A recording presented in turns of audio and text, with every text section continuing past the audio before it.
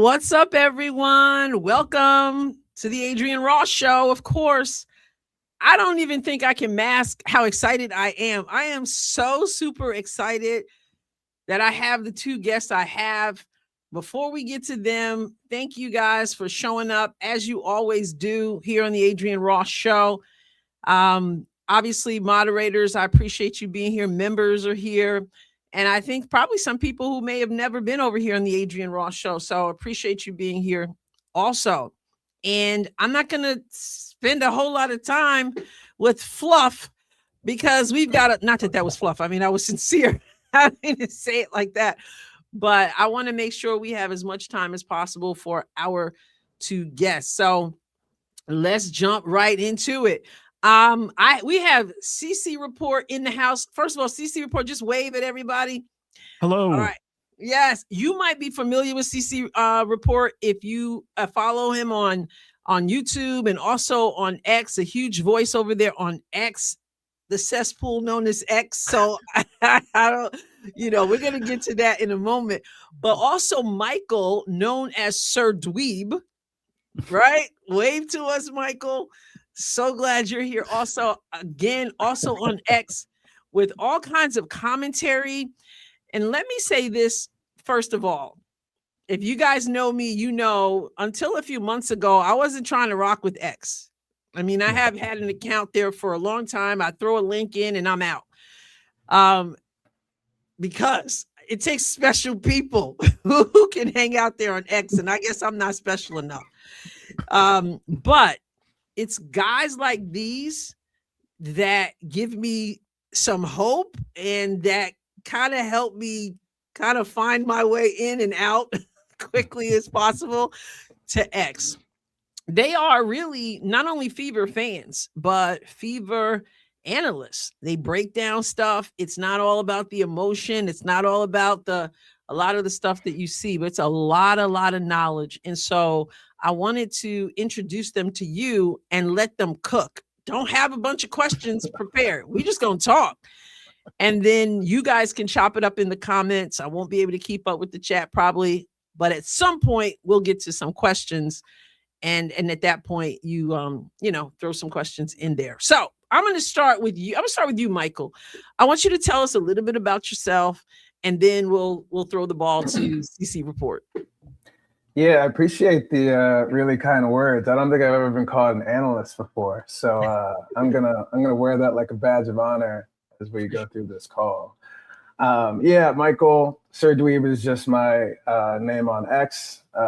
It's kind of an inside joke. Maybe I'll tell it some other time. Currently living in New Jersey, right outside of New York, from Baltimore, Maryland. I've played a lot of sports growing up. I've always loved watching basketball, college. I'm probably more of an NBA fan, to be honest. I probably was in and out of watching college women's, and then, I like a lot of people. I'm not going to try to act, brand new. I think I started watching college women's probably a good bit more when Caitlin started to take off. Mm-hmm. I also really like, this is a small thing, I also really liked watching like Maya Moore and like Stewie. Like Stewie was like so dominant. She's probably the one I watched the most before Caitlin, and then obviously became a big Caitlin fan, and then been tracking her and been more consistently watching the W and supporting the Fever. So I think that's a pretty good background. Yeah, I don't know. You're scaring me with naming these UConn ladies. Oh, see, listen, they just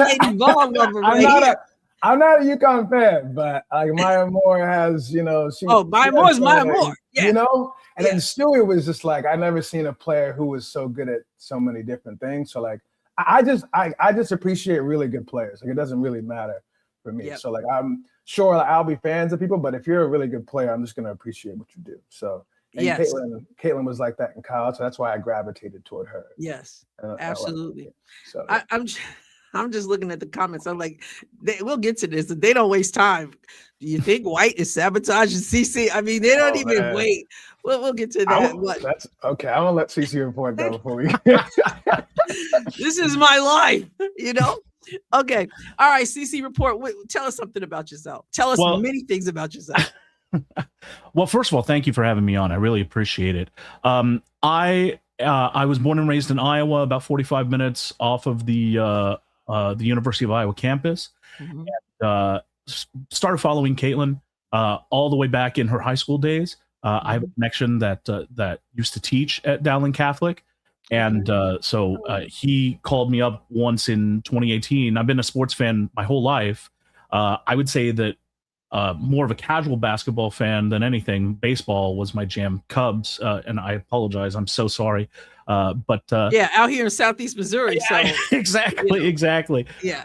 But a friend of mine that worked at Dowling called me in 2018 and was like, "There's this girl, and she is lighting the gym on fire, and you've got to be familiar with her. Her name's Caitlin Clark." So stashed her name in the back of my mind, looked at her highlights whenever I could come across them. I was all over the country at the time. In 2018, I was in Minneapolis, and so whenever I got a chance to see her highlights or whatever, definitely tuned in. Was like blown away, obviously. And then the pandemic hit, and Caitlin, it was her freshman year, and my family and I were kind of stuck together. I was down in Iowa, kind of hunkered down with them, and she brought my family together in a way that we kind of suffered through the pandemic with her, and she became appointment viewing, and my whole family and I really used her as a way to bond and as a way to kind of get through everything. So my fandom, as far as Caitlin is concerned, really generated from there. And as she continued to ascend, and as she continued to kind of become this national and international phenomenon that she ended up becoming, I was there with her every step of the way. And as she continued to ascend, my interest level in the sport, my interest level in Iowa basketball, obviously, growing up 45 minutes away from campus, I was always, very attuned to Iowa basketball, but Iowa was the women's program specifically. And then once she made her jump into the pros and into the Fever, like my level of interest and my level of whenever I become interested in something, I like you're all in. Consume it as much like as I can. So it just became it became a primary focus for me. Well, you use the expression when she jumped into the pros. So that's a great segue, because I remember when Gino Auriemma in 2024. Yes. You remember Michael, I'm throwing this at you. Remember when he said that it was so disrespectful for people to think that she was going to be so great. And he said that she's on the wrong team, is what he said even then. But he was talking about, I guess he was talking about they were losing team and stuff like that. A lot of people jumped on his case with a lot of what he said, including that piece. She's on the wrong team. She's not physical enough. Yeah. So I find it interesting that he took a lot of criticism for those comments. And here we are in 2026, and the conversation from some is the same thing they were upset with him about, which was she's on the wrong team. So what do you think about we don't have to jump fully into all the controversy at this point yet, but what do you think concerning her fit there with the Indiana Fever, the pieces that were around her from the beginning, the pieces there, and you guys can just, this is informal, so just kind of jump in and out here. What are your thoughts? I think the Gino piece was a hit piece, and I think he dropped it when they started 0-5 or 0-6 or something. And then obviously Caitlin finished the season and ended up 4th in MVP voting and got first team LW. So I think he walked back some of those comments anyway. I think Caitlin Clark's a great player, and great players can usually figure it out on pretty much any team. And I think 2024, that roster was, I think, if I'm just being honest, 4.5 good players by the playoffs. You could see it in the playoffs. And so 2024 was obviously more just usually the number one pick doesn't go to a good team.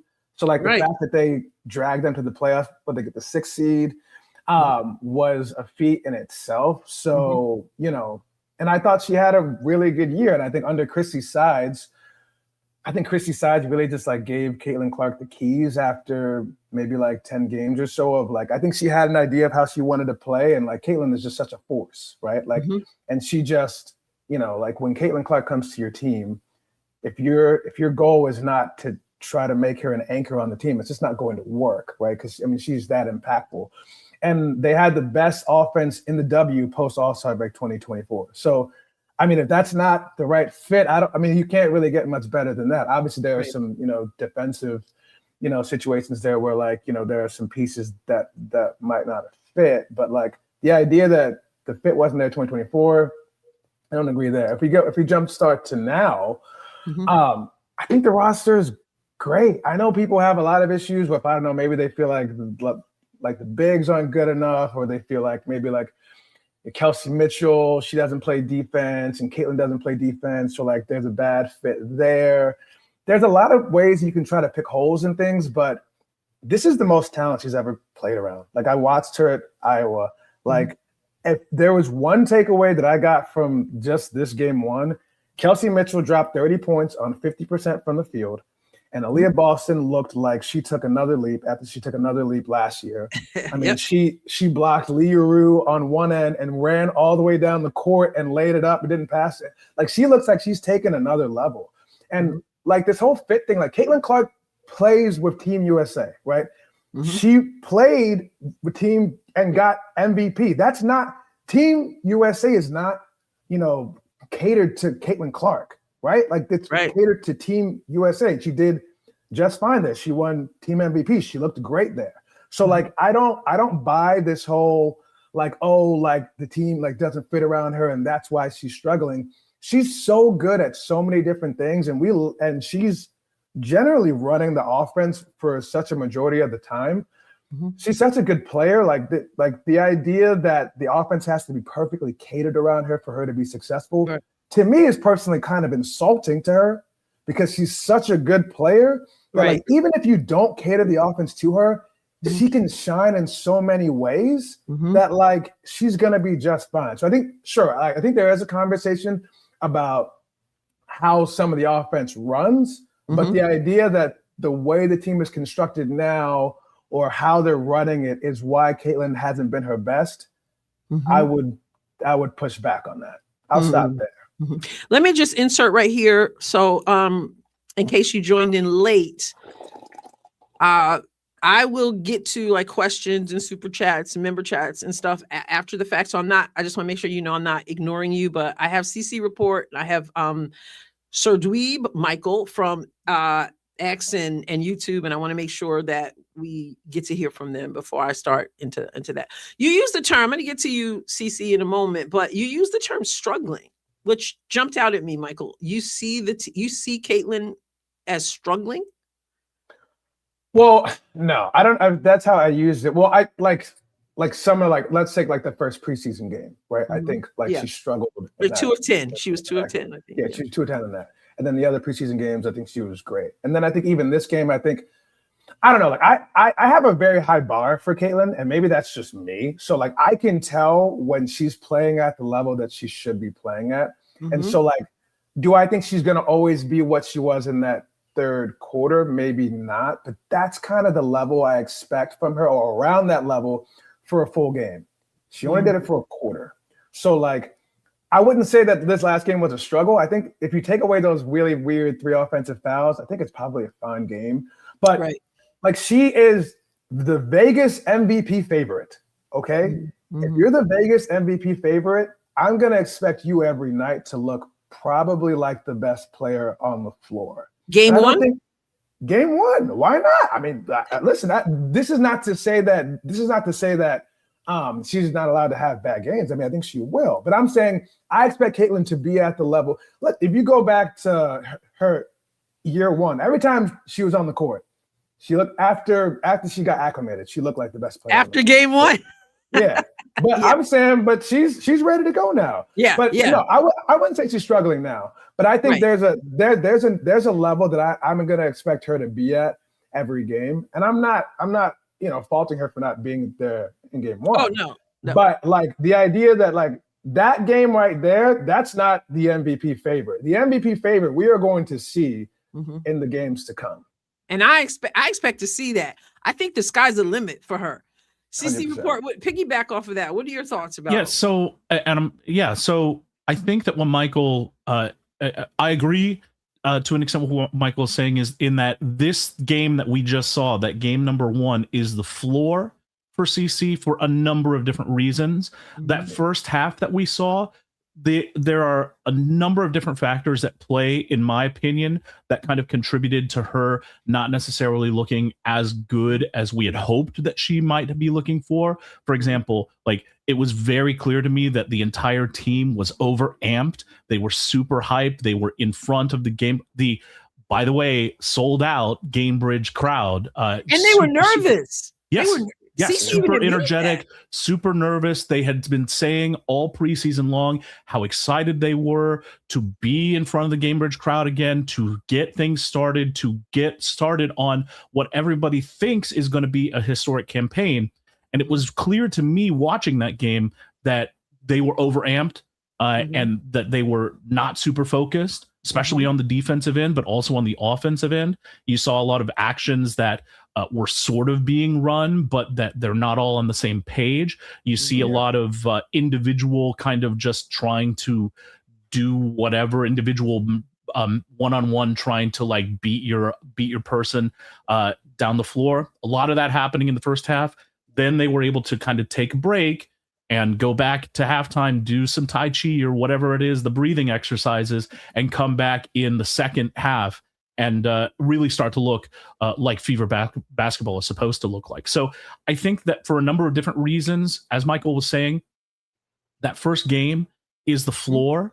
But as far as expectations are concerned, and as far as like what CC herself is setting, even in the post game presser, right? CC said, "I really only played one good quarter of basketball in that third quarter," and like, if that's the standard that she's setting for herself, I think that that's the standard that that we all can look forward to. And listen, CC is a human being just like you and me, especially when she is coming off of 298 days of rehabilitation and not playing meaningful basketball and not seeing the court in a meaningful game situation. Like, there's going to be some emotion there that she has never felt before, because she has no experience with coming back from an injury. She has no experience with coming back from a long layover.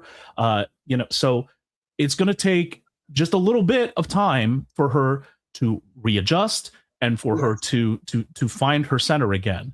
Here's what's making me go like this as I'm listening to both of you. And this speaks to what Michael is saying about the standard of expectation. Caitlin scored 20 points. Now, it wasn't a great shooting percentage, but shooters shoot. And if they miss, they shoot. Maybe they find a different way to score, whatever, but they're not, passing up shots, right? She had 20 points. What does she have? Five rebounds and 7 assists. Rebounds, 7 assists. Who else are we looking at those numbers? And she scored her 1,000 point, the fastest to get to, 1,000 plus, 250 plus, 250. Who else are we saying because we're almost talking like we're apologizing. Yes, well, so she's already setting records, right? She's already breaking records again.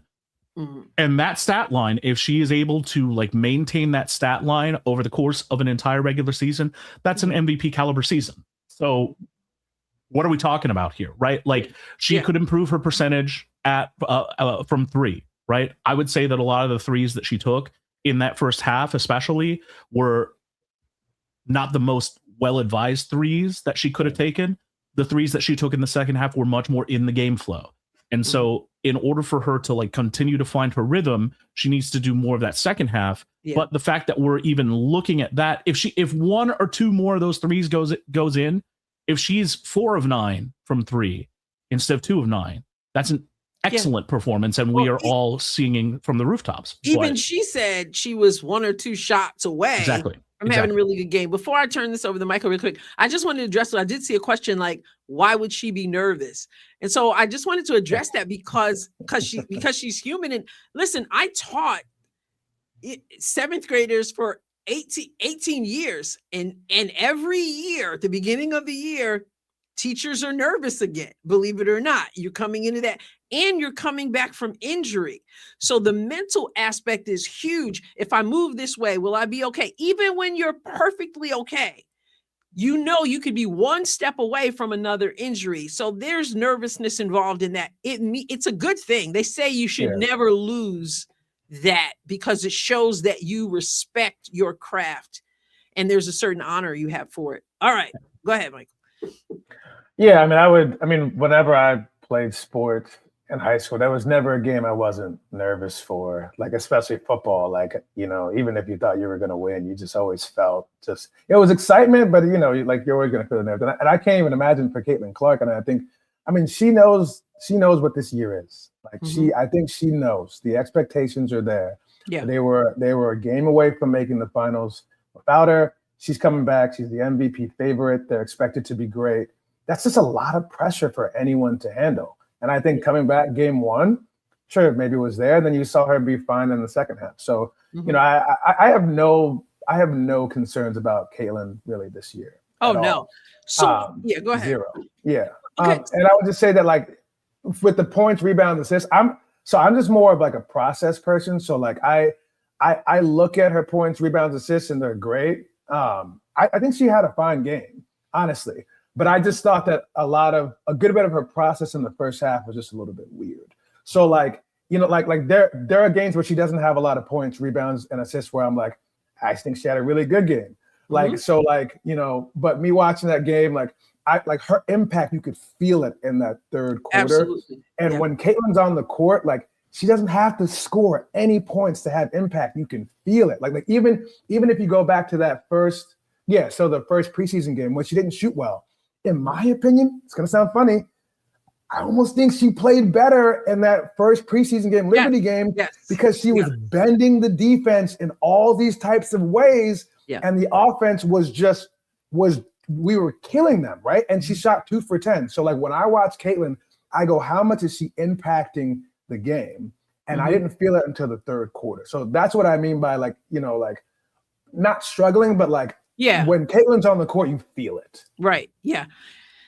So did you anticipate, and this is not just X's and O's part, but in general, knowing how people are, did you anticipate a crash out? I did, because y'all need Jesus.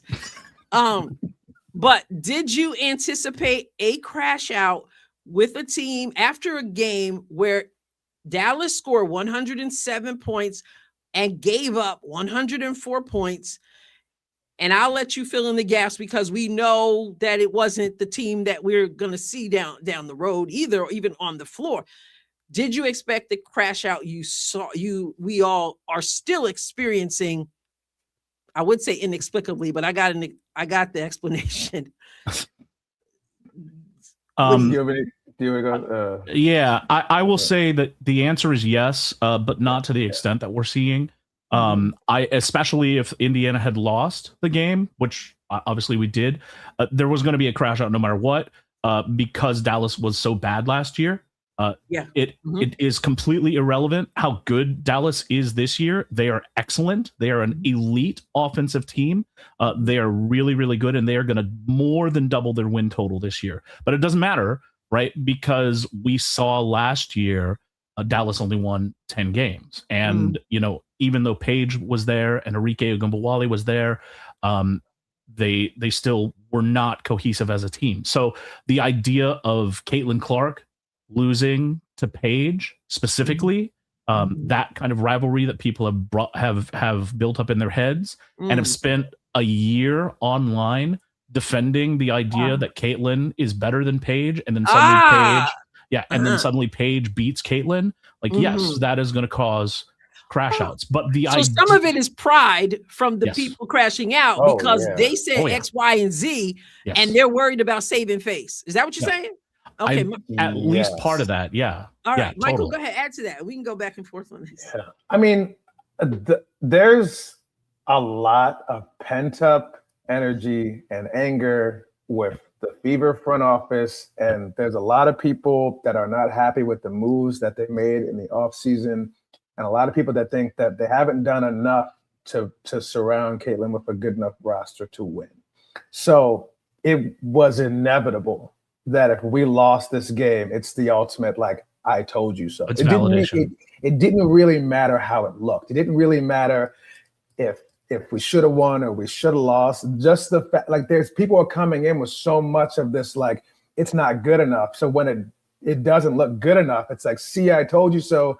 This is why we need to get rid of Steph White and Amber and everyone, and they haven't given her enough help. And it's not really based in any sort of actual, like, reality or reality. It's like, it's like it's kind of funny too, because like a lot of these people, a lot of them are like Caitlin Clark, let's say stans, like they're really just here for Caitlin. right. And in one light, they'll be like, she only played a quarter well, and then but then they'll also say like, it's Steph White's fault. And it's like, well, you have to pick one. It's like, if she only played one good quarter, whose fault, whose fault is it really? I'm not saying it's Caitlin Clark's fault, but like, like if you're a Caitlin Clark fan and you felt like, if you feel like she had a really good game and like everybody let her down, then I get it. Then you can come and say, look, these players aren't good enough. But Aaliyah Boston looked really good. Kelsey looked really good. And unfortunately, Dallas just played really well, right? Odyssey Sims went 2 for 3 from 3. Isaiah James went 3 for 3 from 3. Jessica Those are two like 30% from 3 shooters. So like when that happens, and then I think, and then we had the worst transition defense I've ever seen in my life. So absolutely terrible. We didn't play well enough to win, but it wasn't because of personnel or anything. But I think to the earlier point, it just didn't really, as long as we lost the game, people were going to crash out. And that's going to be the theme until the Fever kind of, I guess, maybe earn people's confidence back or trust back. I'm going to challenge you and push back a little bit and say, even if they had won, people would have still crashed out. Because unless it was like a total beatdown. That is the only thing that would have. No, I'm telling you, it wouldn't matter. Really, if they won. I mean, because what we're dealing Caitlin with didn't play well. Yeah, it doesn't. They don't even want them to play well. I mean, this is what I'm saying. I'll just be real. They don't want them to play well because it kills the narrative. It kills the agenda. So even if they played well, and I don't know how, with any knowledge of the game, you can watch the game and say things need to be better. That's obviously true. But to just say, to come away from that and then say, it's Stephanie White. It's I mean, I'm like, are you watching the same game I'm watching? They're not setting any screens. Now, screening could be better, but we didn't lose because of offense. Right. So I think there's a certain group. It doesn't matter what happens. They are going to crash out because that's what they do. And that's why I go, I don't know how you guys do it on social media, because you have so much more patience than I do to engage with some stuff, which are legitimate concerns, but other things, the loudest of the loud, just it blows my mind. And anyway, I mean, go ahead, Michael. Okay, I'll start. I mean, I think the root of it, and I think CC Report and me have talked about this before. Unless the team just completely turns over the keys to like Caitlin and lets her play exactly the way that they think she is supposed to play, which is, I guess, she has the ball in her hand 100% of the time when she's on the court. And if she doesn't have the ball in her hand, it's because they're trying to get her the ball in a different set. Like, unless it looks like that to them, and she is playing well while doing it, they're going to crash out. That's just Did either of you see Caitlin just standing in the corner on Saturday? No, not at all. Me either. But I've read comments about that. Yeah. I don't know. Listen, I love the offense that I don't know if we're gonna get to that at some point, but I love the wherever you want to go. I love the offense that we're running. It's way more active. I mean,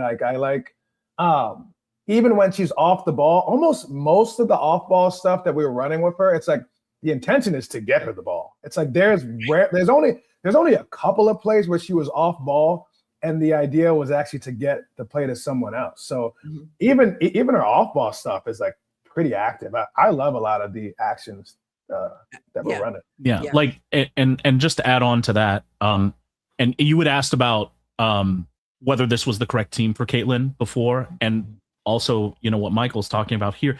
Every single thing that this team has done this offseason, and now in the preseason, and now in the first game, is completely centered around Caitlin Clark. The roster personnel decisions have been made with Caitlin Clark's specific strengths in mind. For example, Mo Billings, right? Yes. Her strengths as a player, right? She sets incredibly good screens, which is exactly what Caitlin needs to be unlocked further, right? She is an incredibly athletic 4 who can play in that spot. She has an incredibly high conversion rate at the rim, over 80% from Golden State last year, right?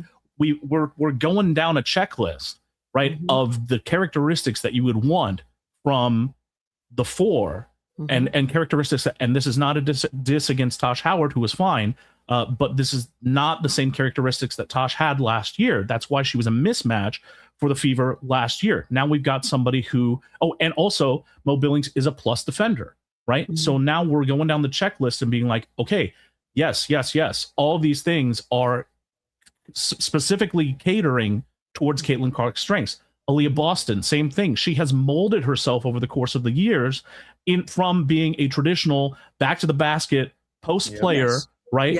Molded herself into one of the most athletic bigs in the entire world, the perfect pick and roll partner for Caitlin Clark, et cetera, et cetera, et cetera. So offseason, all of those moves have been made specifically because of Caitlin. Preseason, same deal. And now, and I suspect that Michael is going to talk about this a little bit more, basically every single play and action that is being run is done with the benefit of Caitlin Clark in mind. So talking about what Gino said back in the day when he insulted literally every Fever fan on the planet, right? Saying that the idiot fan base and whatever, and this is not the correct team. Now it is. Now it absolutely is. Every decision has been made with Caitlin. Yes, but you said a phrase, and I got to roll with you. Excuse the pun there, because you got to talk about the pick and roll. Sure. Because you said that. So Stephanie White made a comment when she was speaking with Renee Montgomery. I'm going to play that little clip here. And you came prepared. Look at you. Yeah, but everyone's talking about it, like pick and roll. That's the bread and butter. Why would she not do that? And I think there is a comprehension problem. I think for some, and there is, I think, and some people say that's so insulting, but I got a lot to learn myself. Okay, and I coached the game, and I have a lot to learn. But I think that sometimes people who have watched the game, their understanding is extremely limited. And so when and then of course, having been an English teacher, I think sometimes people when people not catching what people are saying because they're listening for what they want to set here to add to the agenda they already have. So when you are already ticked off at Stephanie White, and then you hear something, you can take it out of context and run with it, whether it makes sense or not, because that's what you wanted to hear to add to your pile in your agenda. So let me I'm gonna play this, and then I'm gonna ask you what you get from what she's actually saying here. And we can talk. And you know what? If you think I'm wrong, then because I don't think she was saying what some people were saying that she was saying. So let me get this up here. Share my screen. All right, just takes a moment here. Oh yeah, this clip. Yes, this was the Renee. Let me put this over here. Renee Montgomery. Stop this. Make this larger. And hit play. Tell me your thoughts. To that point, I've watched a lot of Aaliyah Boston and Unrivaled even coming into this, and she is such a powerhouse that I think, like, I know she's going to be happy to have Caitlin back because that was one of the high targets in the league of that 2-man game. So what does that look like now? Even Raven moving Caitlin off the ball, having a 2-man game with Aaliyah Boston, like you have a lot of weapons, and people sometimes don't realize like that's when like the coaches now it's your job to mesh that whole thing together and make it work. Yeah, I think creating space for C and AB to do what they do in the 2-man game, you probably aren't going to see it necessarily on the first side of the floor anymore. Everybody's game plan is ready for that. I think playing through AB as a hub and inverting some of those actions. I mean, she showed last year that she can be a point forward, so to speak. I mean, she handled a lot of our ball handling duties with Caitlin off the floor. We want to play through her. We want those two to be able to play off of one another, but we also got to create space for Kelsey Mitchell. I mean, Kelsey Mitchell is an elite guard who can get her shot off at any time, who can get downhill, who can create matchup problems, who can create rotations to allow Aaliyah and Caitlin's job to be. Okay. So what did you, Michael, you look like you're chomping at the bit. What did you hear there concerning the 2-man game between these two that people are interpreting as, oh, how stupid. You're not going to run the pick and roll when you know it works? Well, that would be stupid to me if you're not going to ever run what you know works. So take it away, Michael. Okay. I might need some time. Okay. So what she said, they're not going to run any like first side, I think 2-man game with that. So that terminology is interesting. I think what they're basically saying is like what they're not going to do is Caitlin's not going to come down the court like on the right side, and they're going to set a pick and roll and they're going to run it from there, because they've been running that set, whatever. They've run that set so many times. It's actually quite easy to like actually set up a defense to not to stop it, but to at least take away the main issues. Like not to get into the weeds too much, but like there are like a couple things that teams usually do. They'll either just put 2 on the ball on Caitlin.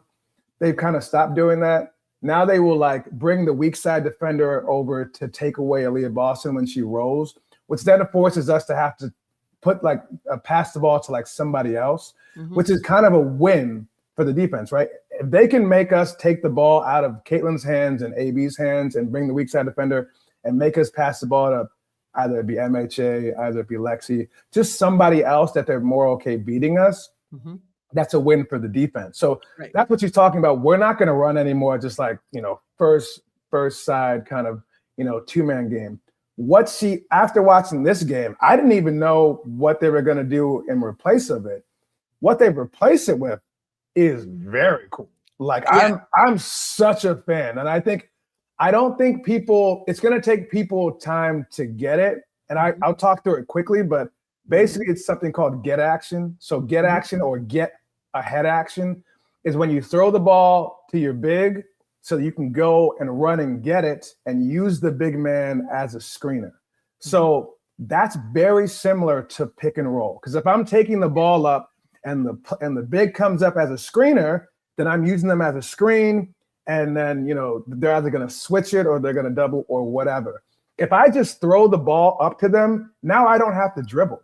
So if that person who has the ball is a good screener, I just have to come up to them with a direct handoff, use them as a screener, and I'm right where I would have been if I ran a pick and roll. The only difference is now once I throw the ball, I'm free to run. I can fake left, go right. I can shake my defender and now create space so that when I come and get the ball back, my defender might be lost. They might be kind of, they might run directly into the screen. They might not even really want to guard me way back here, which there are some clips that show that. So the get action is very similar to pick and roll.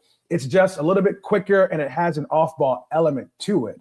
And it's going to take, and if you're wondering why Caitlin Clark had 3 offensive fouls, it's because she's having to adjust to throwing the ball up and then having to shake the defender and then getting to there. She hasn't really done that too much. It was very effective like most of the game, but some of the times, like when she was trying to shake the defender off, she pushed them off. But like a lot of the really good plays that we ran was the 2-man game from the get action, like the AB3, right? The AB3 was she threw it to AB, came up, got the ball, right? Did the same slip pass that she does in pick and roll, but did the slip pass for a 3-pointer because they put 2 people on Caitlin, wide open 3. Let me show that. I have that. I love it. And we can talk about how I can even walk through how it's the get action. It creates very similar advantages to pick and roll. It just looks a little bit different. Right. Do I have it? Yes. The 3. Okay. I got my double monitor here. So let me show exactly what Michael is talking about. And share. Let me add this and make this larger.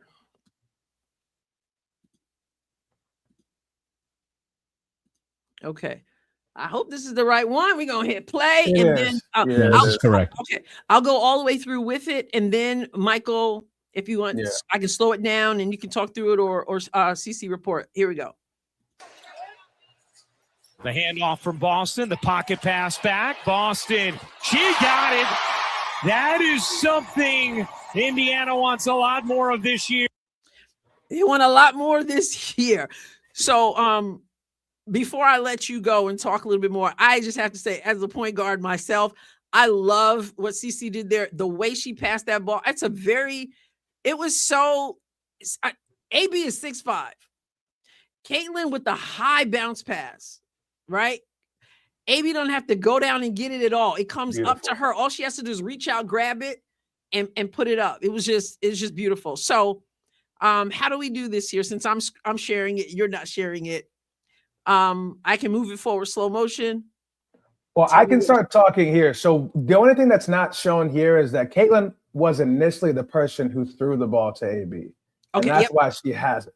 All right, so she passed it to AB. Mm-hmm. Right. So that's what we mean by the get action, because it's the get ahead action or like go and get the ball. So she throws it to AB, knowing she's going to come over and use AB as a screener. So if you play it a little bit, so now she's going to use AB as a screener. Right, so that's now the screen on Paige right there. Mm-hmm. That's the screen. So now Paige is kind of at a disadvantage, and so the big man, just like in pick and roll, now has to pick up Caitlin as she comes around the edge, because if she doesn't, it's a straight line layup. So if you pause right here, if you pause right here, Jessica Shepard has to come over and she has to leave AB, and then Paige is behind the play and she's trying to keep up with Caitlin to kind of add that support. So this is a super easy play. This is that same 2-man game that we've loved in pick and roll, just in the get action. And it's even kind of worse for Paige because she had to run all the way around just to follow her.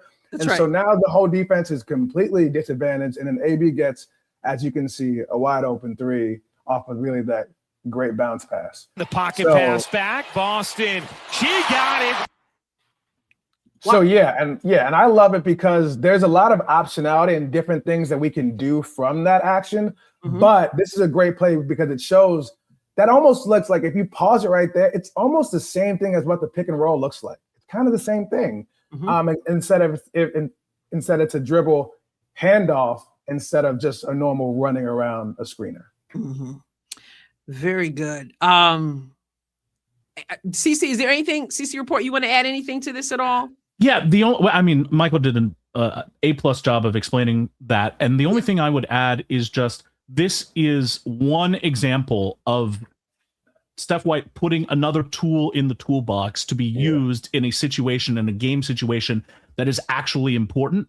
This is game 1 of 144, right? But as Michael was saying, it takes some adjustment. Caitlin got a bunch of offensive fouls trying to run this action in a game situation today. But like now we have some experience doing it. And as we continue to move through the course of the regular season into the postseason, where games really start to matter and really start to count, now this is yet another action that is extremely difficult to answer that a team has to prepare for. Contrast that to the last time that Caitlin and the Fever were in the postseason together, that would be 2024, in games that actually mattered. Right, when all we were running was essentially the PNR action between Caitlin and Aaliyah Boston and just kind of winging it, right? The games down the stretch that mattered, we had 2 games against the Lynx, we had 2 games against the Aces, and then we had the playoff series against Connecticut. 0 for 6 in those 6 games. And that eliminated the Fever from the playoffs. And that is because the 2024 Fever, for teams that are actually coached well defensively, very easy to prepare for, because all you have to do is essentially focus on stopping the PNR, right? Focus on limiting PNR. He means pick and roll. Everyone, focus on stopping the pick and roll. Focus on limiting Caitlin offensively as much as possible, and then that's it. That's the key, right? But if we continue to introduce these other actions and introduce new offensive wrinkles that and continue to do stuff with Caitlin off the ball, right? And continue to diversify the offense and allow Caitlin and company to become comfortable in running actions like this, this is just going to be much more for opposing teams to have to prepare for. And it's going to be many, many more different ways in which the Fever are going to be able to beat whoever it is that we end up facing in the playoffs. So then I got to ask then, why then when I show this, or you show this on X with your analysis, why then is the first comment Stephanie White is horrible? You have to ask them. Like, I don't have a great answer to that. I guess I would just say that I think that if people are looking for what they're used to and what makes sense to them. And we ran so much pick and roll, and it was so effective, particularly in that stretch post All-Star break 2024. So for them, that's like the golden parachute. That's like, if we're not running that, we're not doing it well. Even if it didn't look good in the playoffs or it struggled against the good teams, it was good enough, long enough for people to say, this is the only way that I think she should play. And when you have plays like this, where it takes you a little bit of time, like if you're, I'm not trying to, I don't want to be kind of sound rude, but it can, even though it looks similar, it's not the same. And so people might think it's a completely different play, or we're not running the two-man game anymore because we're doing it in a different way. Right. But I think, I actually think, give it like 6 games, people are going to actually realize, oh wait, this is good. That action is actually pretty much the same thing as what we were running before. The rational one. Well, but they also ran some pick and roll. Yes. Yeah. Oh, and that's the other thing too, is that the pick and roll is not out of the playbook. It's not. It's page one. That is not page one of the playbook, right? Yeah, but like now the playbook has more pages. Right. She said the first side of the ball, right? Yeah. That we probably wouldn't be doing that. But here's unless I got this wrong here, here's a little pick and roll here. Isn't it nice to have options, everybody? Oh yeah. There was an empty side pick and roll that we ran that I really liked. I don't know if that's the one that you're going to show. Let me see what I got. It probably is. I think it's the empty side. We should run more empty side pick. Yep. Oh, yes, it is. Yeah, you already know. Is this what you got? Let's see. It is. All right, let's take a look at the pick and roll. Everyone says nobody played at all. Wants the screen from Boston. Clark bounces. Boston on the roll. Lays it in. That two-man action is just so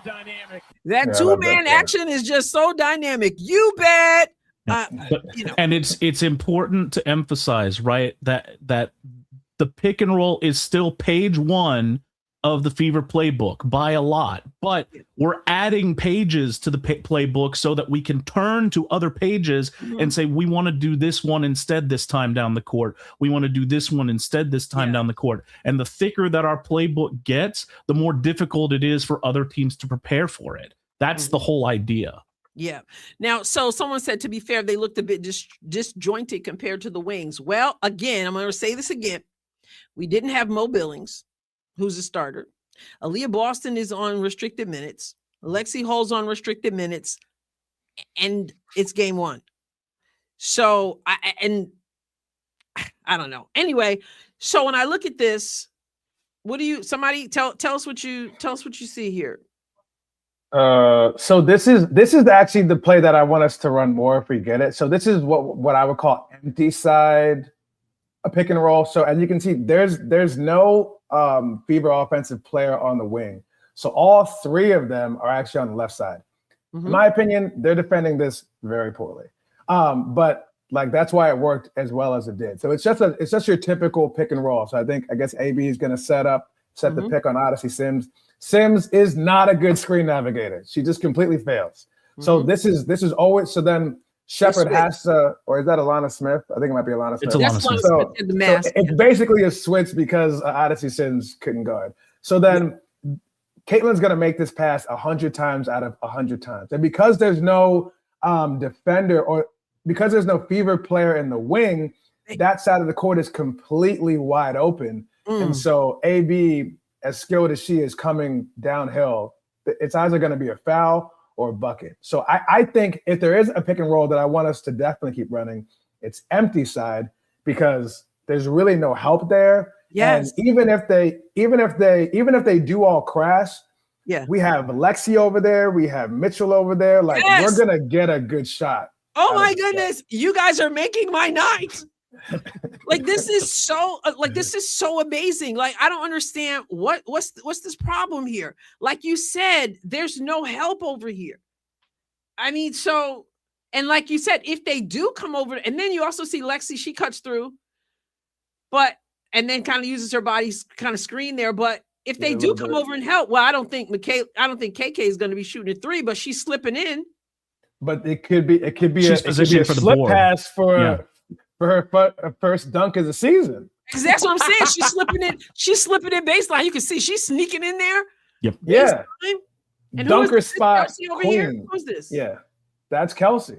That's Kelsey over here. Just and waiting. look at her. She's waiting for that pass. She's waiting for that free ball. Kick out. It's a great pause, because in this situation, if AB wanted to, she can just throw the ball right to Kelsey. And she's a great passer out of the paint. Yep. Wide open for three. So again, I'm going to ask the question I asked before. If you're watching this, if you're showing this like you do when you do your analysis, or I'm showing this, why is anybody saying, oh my goodness, this is exhibit A of a horrible coaching staff? Help me understand. I think because we didn't run that enough, and we ran a lot more get action. But like, I could show you like 10 plays of get action that created like similar offensive advantages, if not better. I just think that it didn't look how they're used to it looking, and then we also didn't win. I'm gonna be a little bit meaner and say they don't know what they're looking for. I see. This ain't my page. You know what I mean? This is you. So I'm here to be the good guy, and it's hard. I love film. And in all fairness, there's a lot going on. A lot. That, and so I've had people on the channel at times say, when you run it back and you're doing, slow mo, like we're doing right now, pausing and stuff. And they're like, I'm seeing, and I say this during our live streams all the time, because we are so ball oriented that very often all we see is the ball. And I'm saying to people, look away from the ball, because there's like, even on that last play, that Pacers play, there was so many things going on to get to the point where Kelsey is open. So if you're just looking at the ball, that's all you see. But there is, in all fairness, a lot going on that, and then if you're looking for a problem, then you just going to miss it anyway. So very interesting there. Anything? I have a play I can show. I know since you're in for it. I don't know. Let me get out of this share. Let me get out of the share and let you share. You should be able to see the option at the bottom. Is it the plus? I think it's the plus. Okay. Or is it the plus? Yeah. It looks like it is that. Press it and see. Okay. We're all experimental here. It's okay. Yes. Right. I don't know that. I don't think I've ever had a guest who shared the screen. So you'll be the first. Okay. Am I the driver right now? This is what I'm talking about. You should be the driver right now. Okay. Can you see? Can you guys see? You have to put it up. You have to. Oh, I'll do it. Add to the stage. There you go. Oh, beautiful. Okay. So this is another example of the get action that we were talking about. So this is another situation where Caitlyn threw the ball to AB. So that's why AB has very similar to the first play that we showed when she got the three. But this is why this is a big advantage that I think I want people to see. Odyssey Sims is in the paint. Why? Because Caitlyn doesn't have the ball. So if Caitlyn had the ball, Sims would be tight.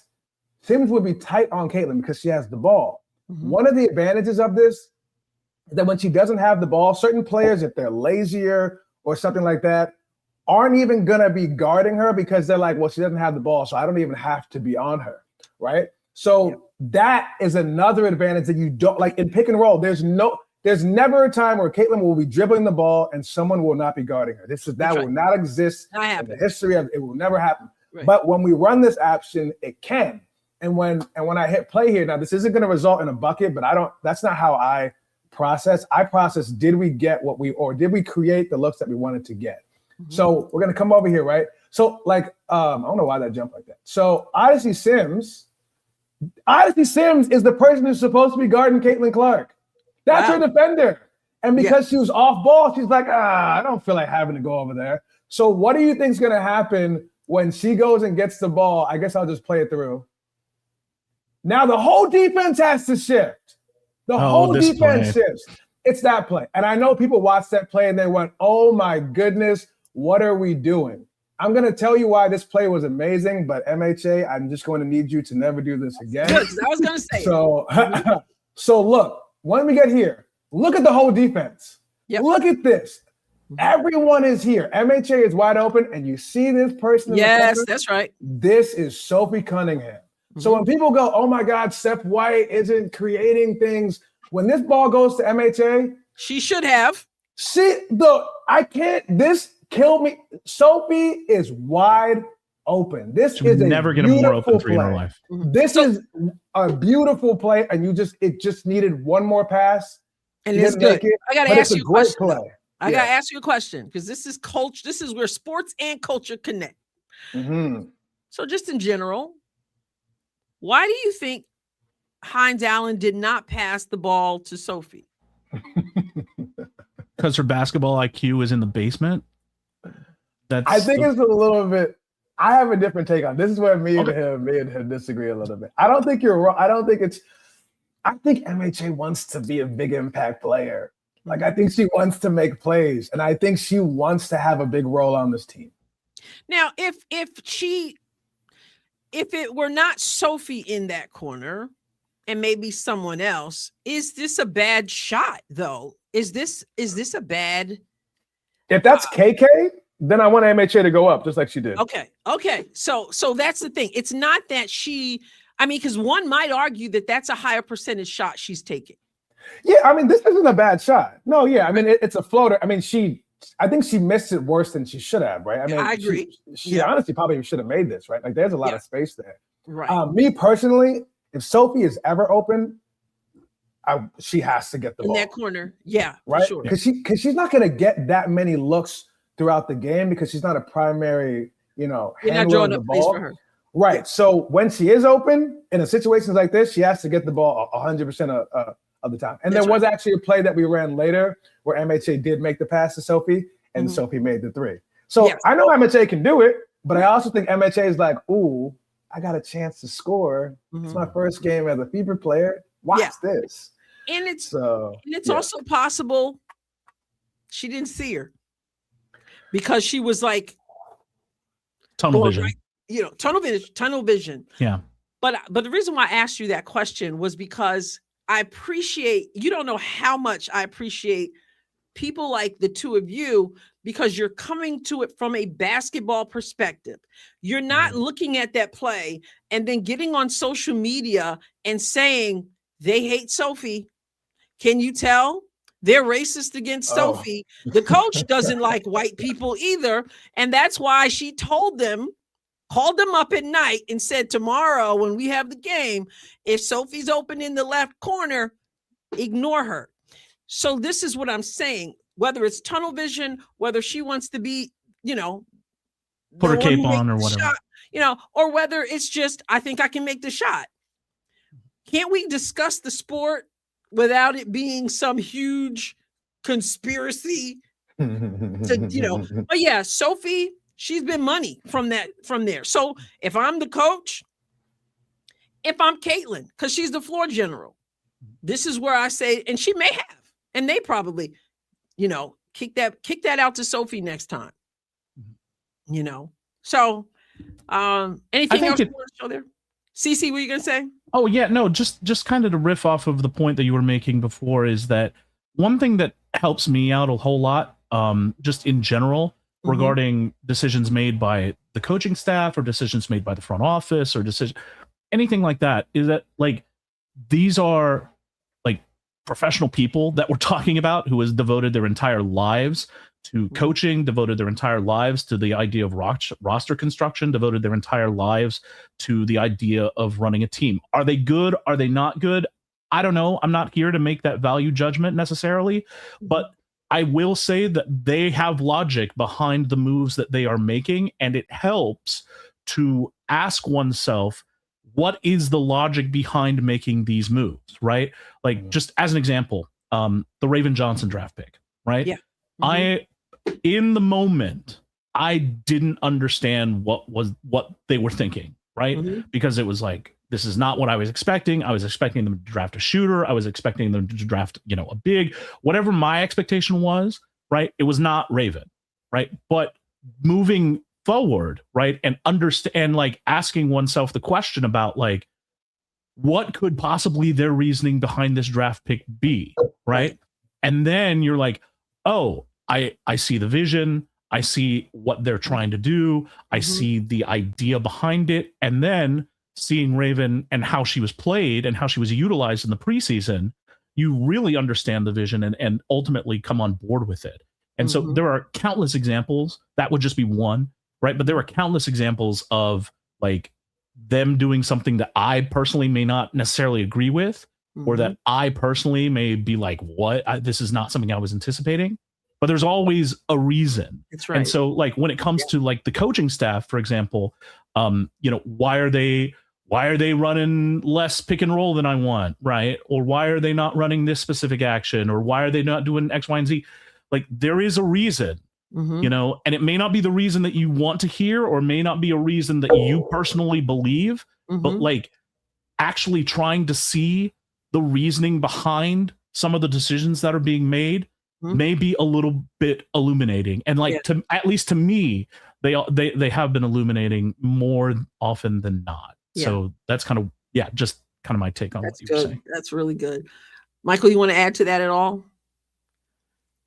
No, yeah. I mean, I think, I mean, I get accused of being like a fever front office apologizer because, like, I don't know. I mean, I'm more of like a wait and see person. Like I look at everything through like a basketball lens, and like the emotional stuff like second. So like when the draft happened, like, I think I preferred us to get Nell Angloma because she's a wing, and I thought we were a little bit light at the wing position.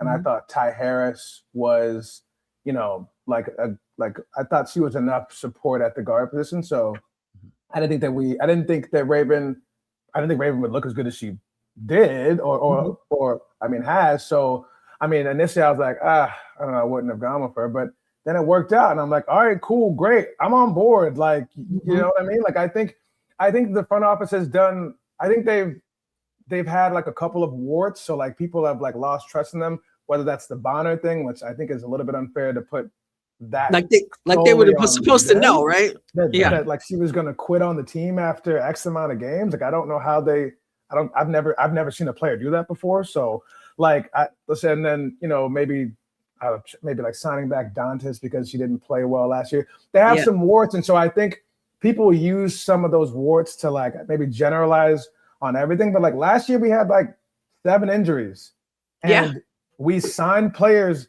that were good enough to get us. And we didn't have Caitlin Clark, we didn't have Sophie, we didn't have Ari, we didn't have Sid. Like players were going down, and they picked up players, and they got an OT away, and that's without Aaliyah Boston because she fouled out on a bogus foul, and without Kelsey Mitchell, who got rhabdo in like the third quarter. They were still an OT away from making the finals, and they only could have done that by picking up the right pieces and making it work. So and coaching them up.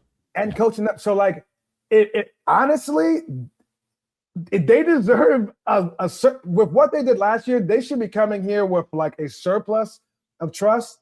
Unfortunately, it's somehow in the deficit. So I mean, it's just going to be. There are going to be things that are going to continue to pan out, like KK, who people were low on last year because she was a rookie and people didn't give her a chance. Now I'm going, I think KK might be able to start before the year's over.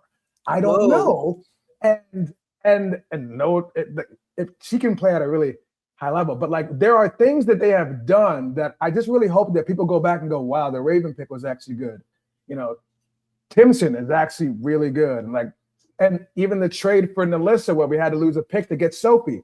Sophie was one of the best 3-point shooters in the W last year. There are things that they have done that people criticize that have ended up working out that for some reason people don't go back and give them credit for it. They just wait for them to do the next thing. Yes. To complain about. Well, there's the agenda. And so after the first preseason game, I said during the live stream, I said, you will learn about people, the crasher outer, doomer, gloomer, cesspool brigade. You will learn a lot about them by how they handle what they saw.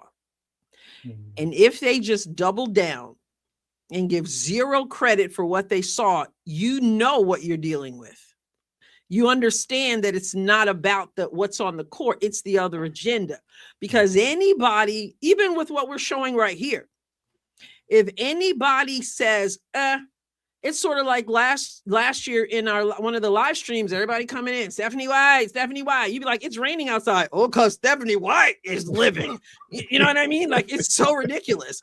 But everything is, and I don't mean to say that she should not be critiqued. I mean that the critique is unreasonable and it's a derangement syndrome. That's what I mean. But what I said in the chat was that last season where we were seeing some good adjustments, and I said, everybody, she did it. Oh, she didn't do that. And then I said, okay, now we heard that. Now tell me one thing she did well. She ain't do nothing well. And we're watching it. And there were some things that she did well. And so I said, then that's when I said, conversation over. I can't talk to you because you're so unreasonable that you're not even thinking and you're not even analyzing. Like, shoot, say I don't like this or that, but she's horrible. She hate white people. She's the devil. She's, I got a nosebleed because Stephanie White breathed on you. I mean, it's just absolutely ridiculous. And it's at the point now where I go into my own comments and I got people saying, I've been following your channel. I love what you're doing. I love the knowledge that you have for the game, but my goodness, why won't you say something negative about Stephanie? I'm sitting here waiting for it. You know what I mean? And I'm like, if you're sitting around waiting for me to say something, you got some issues that you need therapy for. Like, I don't understand. Like someone said to me, I don't understand why you won't say something negative. I'm like, because I'm not really talking about her during the game. I'm talking about the game. Right. So it's so unreasonable. And I wanted you guys on because you do have such a knowledge for the game. Now, let me just ask you about Raven, because I saw something where someone said they felt she should have played longer.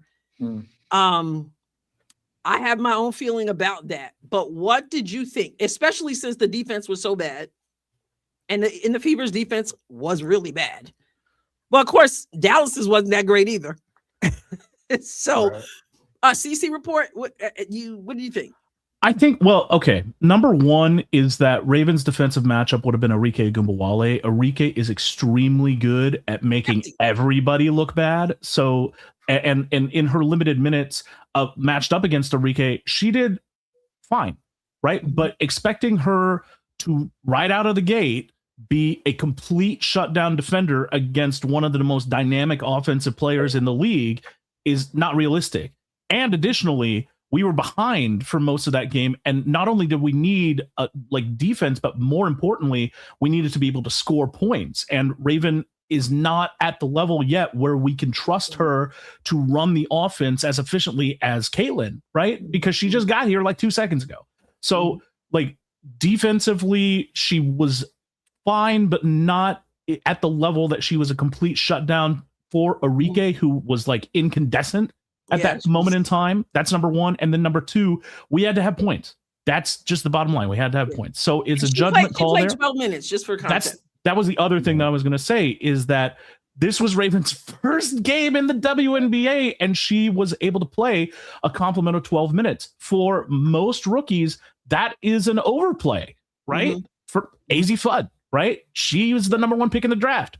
She didn't get to play 12 minutes. You know what I No, mean? So, AZ, I think AZ played 18, believe it or not. oh, did she? Okay. But well, you wouldn't know. You wouldn't know. you wouldn't know because So that's that, what you said right there is, yeah, the Only impact that 6 she had minutes was minimal. difference. Yeah, the impact that she had was minimal, and like, you know, for many rookies, right, 12 minutes is an overplay, and so the idea that she already is at the level where we can trust her to play that many minutes against, and I cannot emphasize this enough, Arike Ogunbowale is really positive, and we're going to see that again against the Sparks.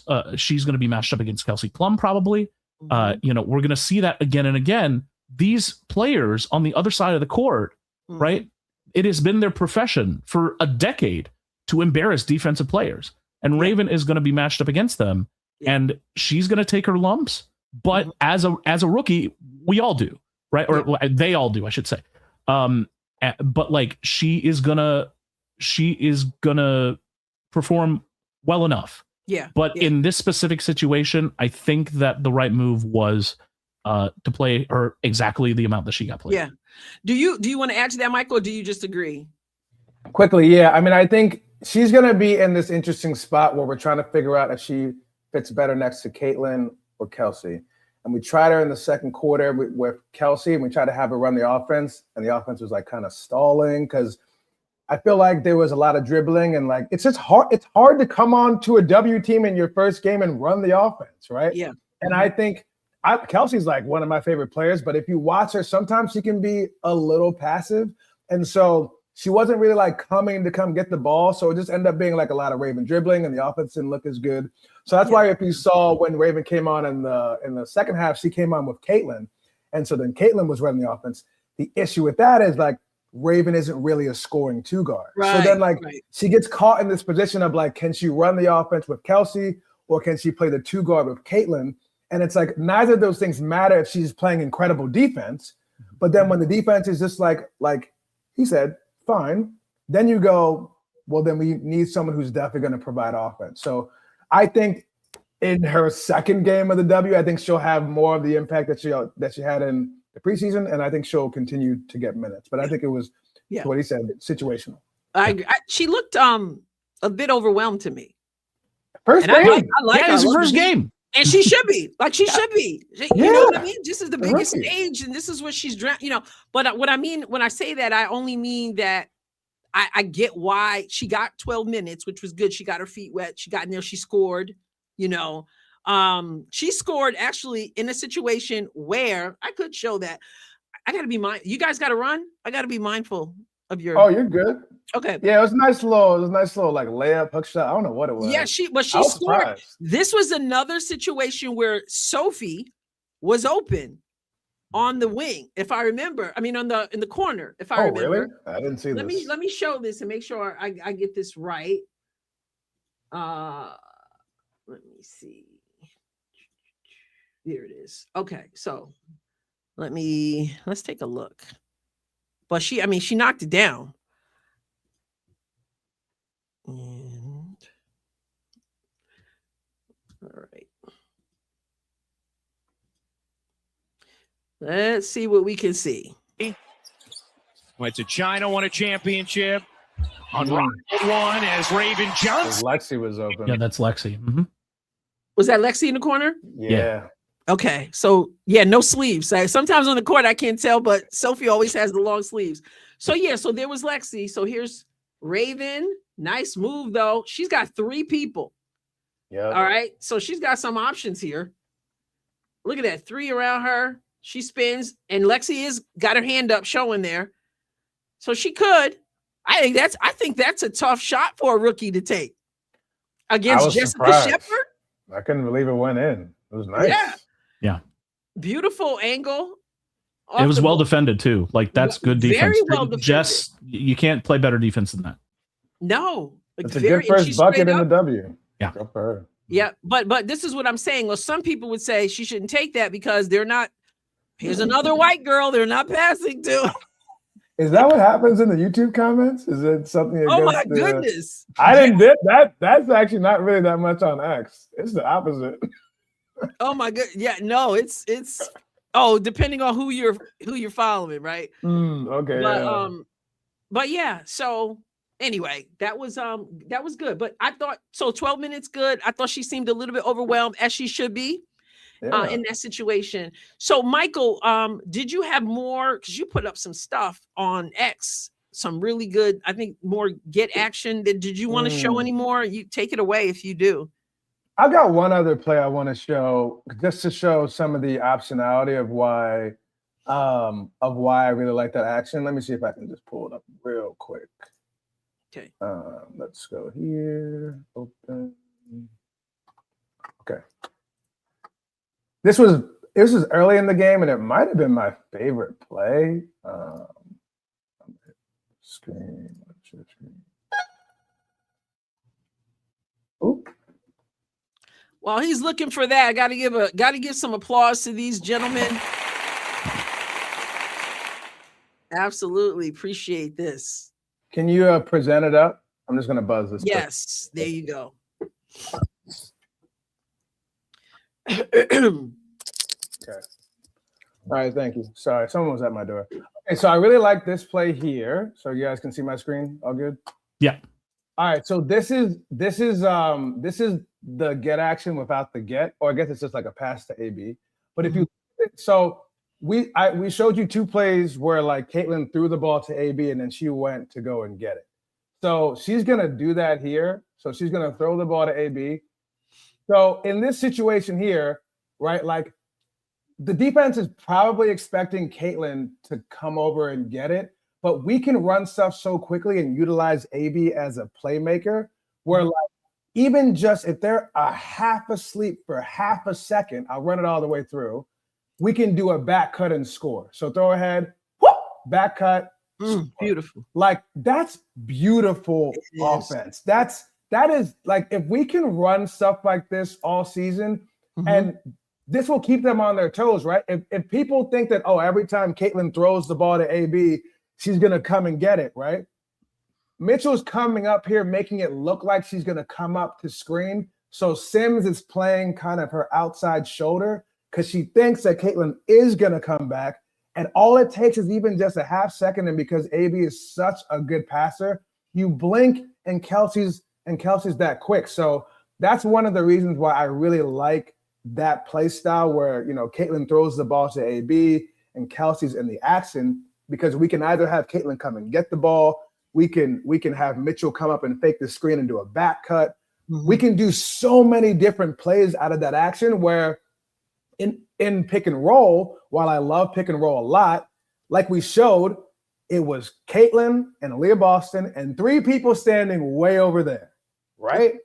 That's right. Three people standing way on the other side of the court. Yes. And you're almost letting some of the defense off the hook by having one of the most dynamic scorers in the league, Kelsey, kind of sitting over there as a decoy. Rather here, they're all in the offense, right?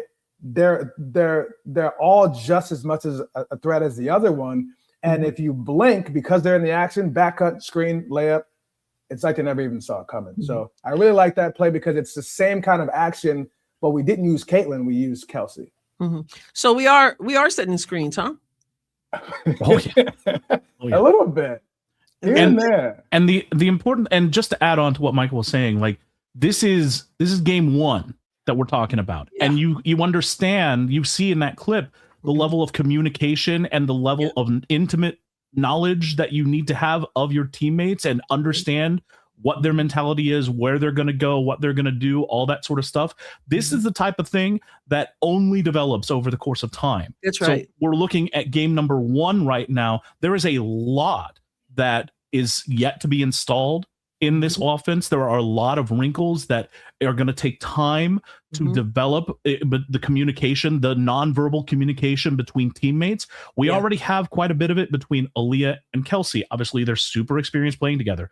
Caitlin and Aaliyah, Caitlin and Kelsey, right? That big three, they have a level of communication and knowledge of one another that is at another level currently than the rest of the squad does. However, right, as the season continues to progress, we're going to see more and more of these nonverbal communications and more familiarity between teammates, right? And we're going to see the evolution of the offense as Michael is describing. So this is what we're talking about when we're saying this is the floor, right? This is the floor of what this offense can be, right? But we're seeing flashes, even in game one, we're already seeing flashes of what the next step, what the next evolution of this offense is going to be. And so as we continue to progress through the season, as these players continue to play with each other in game situations, not necessarily just preseason situations or practice situations, but real game situations, the nonverbal communication skills are going to increase. The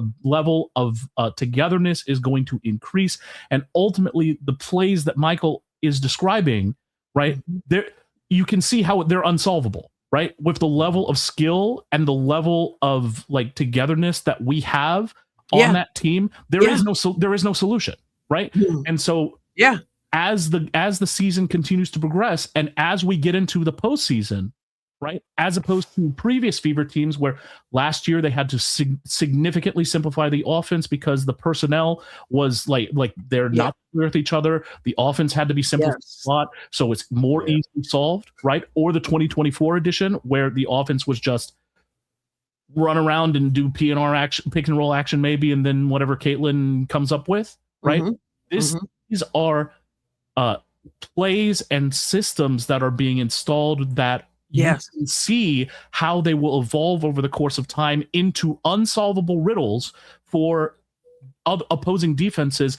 Not only are they unsolvable, but like the defenses have to decide in a split second how they are going to defend this specific action at this specific time.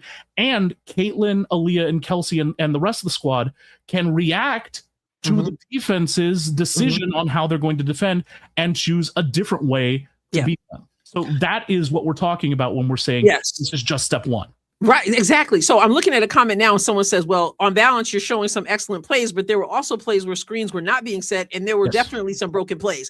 Welcome to basketball. I mean, that's the way it works. And that's what we're talking about, right? When we're talking about how, again, this is game one, the offense has to evolve, right? Yes, and there will always be broken plays. Yes, over the course of time. Right. The idea right now is that there is a specific ratio of plays that worked, right? The play that Michael just showed us, right? The play where AB got the three, other plays that are that are highlights, right? That's a ratio of the plays that worked versus plays that didn't work, right? But over the course of time, as we continue to get more comfortable and continue to improve our nonverbal communication and continue to improve our chemistry, our team chemistry, that ratio is going to change. And by the time that we are in the playoffs, that ratio will be inverted. And right? Is the idea. Play your best. That's when you want to be going towards your best, your best basketball. But you can come at it and say, let me see what I can figure out that they did wrong game one and crash out, which nobody who's watched sports for any length of time does, because you think the Aces fans who know basketball were crashing out, and they lost by 30. That was like worth maybe crashing out about, but but not really. Because you just know that. Just know that's what happens, and it's game one, and you go, okay, there were some plays that broke down. Well, sure, you don't have Mo Billings, who's a great screener, shoots 80-something% from close to the basket. You have Aaliyah Boston on minutes restriction. You have Lexi Hall, who just came back. You have Caitlin Clark, a little bit nervous, as she said, because how's the body going to do? You have all these things, and it's the first game. I walked away, and people in the chat were saying, I ain't even mad at it. Like, we wanted to win. I hate losing. But I'm not going to crash out over game one, where I saw a whole lot in this. I think Robin Lundberg said that the percentage of these teams, the average of what they're scoring in this season so far is like 84 points or something. Yeah. The Fever scored 104 points. With all of the broken plays that your commenter just pointed out. Right, 104 points with all those broken plays. So as the ratio inverts itself, we're going to see an evolution of the offense. And we shoot better. Like Mitchell was 2 for 9 from 3. Caitlin was 2 for 9 from 3. So like, listen, if people think that was a bad offensive game, and like you said, we scored 104 points, My God, we might score 120 against them. We might start scoring those NBA. Oh my goodness. No, for real. And Dallas, I mean, shot 59%. Yeah. Right. How often is that is happen? where I don't know. It's a great team, but that is where the improvement needs to come. It has to be on the defensive end.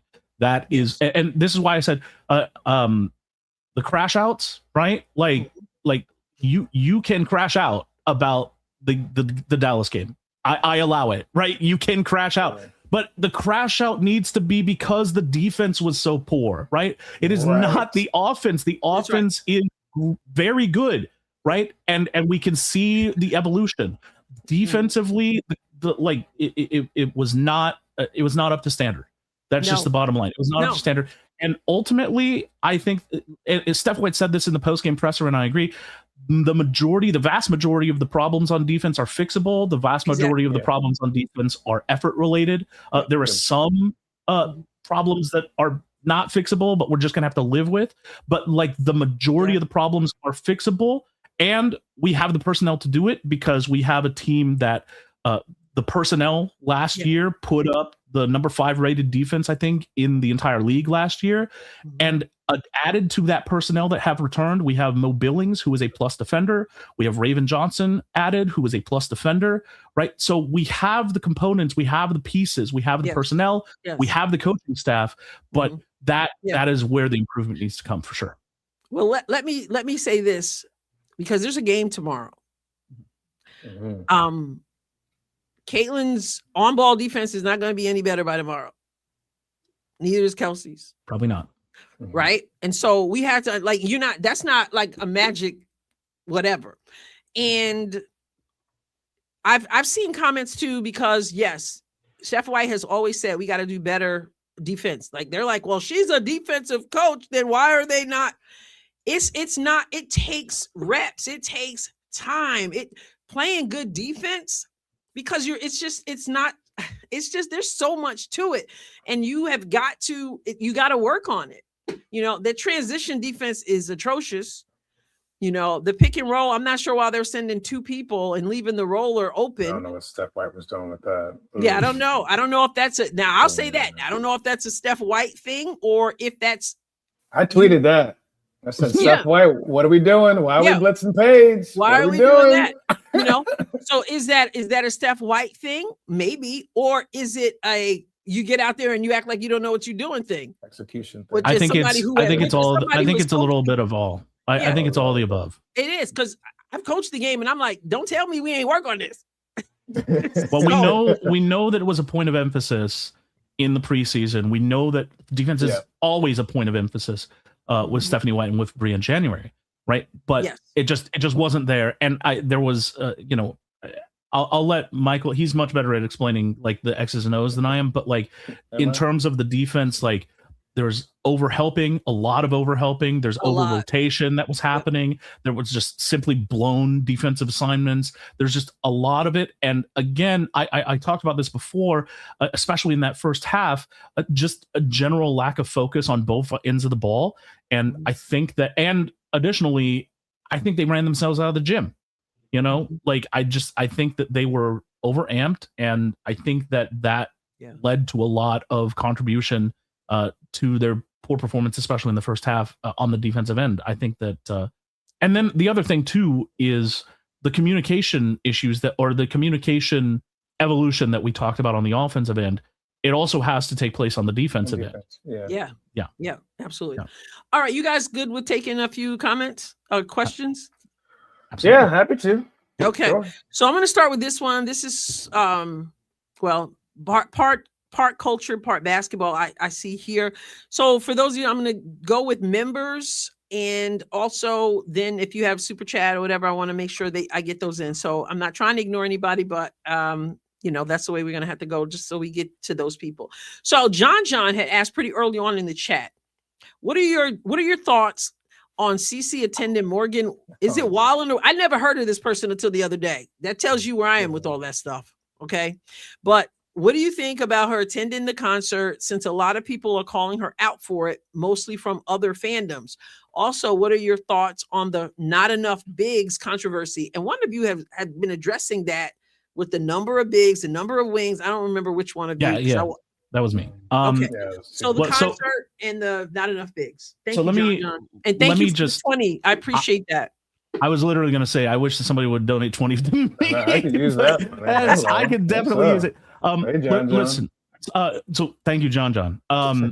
So number one with this Morgan Wallen concert thing, I think that a lot of it is confirmation bias, like people that have a certain opinion of Caitlyn, and think that Caitlyn thinks a certain way about life, and that sort of thing. They're using it as like, see, told you she's this is the type of person that she associates with or whatever, not taking into account, of course, the fact that there is a myriad of different celebrities from all walks of life that have been brought out by Morgan Wallen in the past, not taking into account the idea that most artists, frankly, most musical artists are problematic. And I think that going down the road of judging athletes or judging anybody by the musical artists that they listen to or the musical artists that they support is a road that we really do not want to go down. There are a lot of different examples of different athletes that the people that are calling CC out are also in support of being extremely problematic. So, like, from that standpoint, you don't have a problem with it. No. Okay. Before we get to that second part, I want you to weigh in on this, Michael. Yeah, I mean, I co-sign pretty much everything that CC report said, and I think the most frustrating thing I find about just like the WNBA community is that everybody wants to talk about everything but basketball as much as possible, and I think Caitlyn, there's so much scrutiny about everything that Caitlyn does. If she wears a leg sleeve, it's going to echo through, it might echo over to Europe before it gets to us. I mean, everything that she does, if she even like touches anywhere near her groin, it's like, oh my God, her groin's hurt again. If she's out to dinner with like somebody, it's this and it's that. So, and I think there's a lot, like Caitlyn, unfortunately, for no fault of her own, is an incredibly controversial and polarizing player. And so there's always going to be the side that if there's any little crack or any little thing that they think that they can use to maybe kind of defame her or kind of, create a certain narrative around her, they're going to drive it and they're going to talk about basketball as little as possible. So, I mean, personally, like I appreciate Caitlin Clark as a person. I don't really claim to know her, and I don't think that her going to a Morgan Wallen concert means that she's X type of person. Like, I think that's what people want you to think, because that's just what people like to do in these WNBA spaces. They like to create controversy and talk about anything but basketball. Yeah. So, yeah. So no problem there. I guess he's used the N-word or something with some white friends or something. Was that it? Was that? I'm not super familiar. Does Caitlyn know that? Like, I don't even super know. Like I never heard of the person. I'm assuming like, I read something, and I'm like, I'm sorry, but I'm like, when black folks stop using it, then I might take y'all seriously. But as long as y'all still using it, it tells me how much you think. Anyway, let me move on. So I don't know who he is. I don't listen to him. Whatever. Quick answer on this one: the big situation, not enough bigs. CC report. You've been so this whole line of thought, as far as I can tell, was generated by the Fever's decision to bring in a bunch of guards into training camp, right? Mm-hmm. And bring nothing but point guards into training camp, and they kind of at one point I think that we had something like 8 or 9 guards on the roster. Most of them were point guards, and we didn't bring anybody in as far as bigs are concerned into training camp. My argument was always that they could bring 1,000 point guards into training camp. It doesn't matter, because they're going to cut all of them, right? And what matters is the final roster construction. If you look at the way that the final roster is constructed, including developmental players, we now have 6 guards, 6 forwards, and 2 wings. Are you counting Bree Hall now? The new? Yes. Okay. 6 guards, 6 forwards, and 2 wings.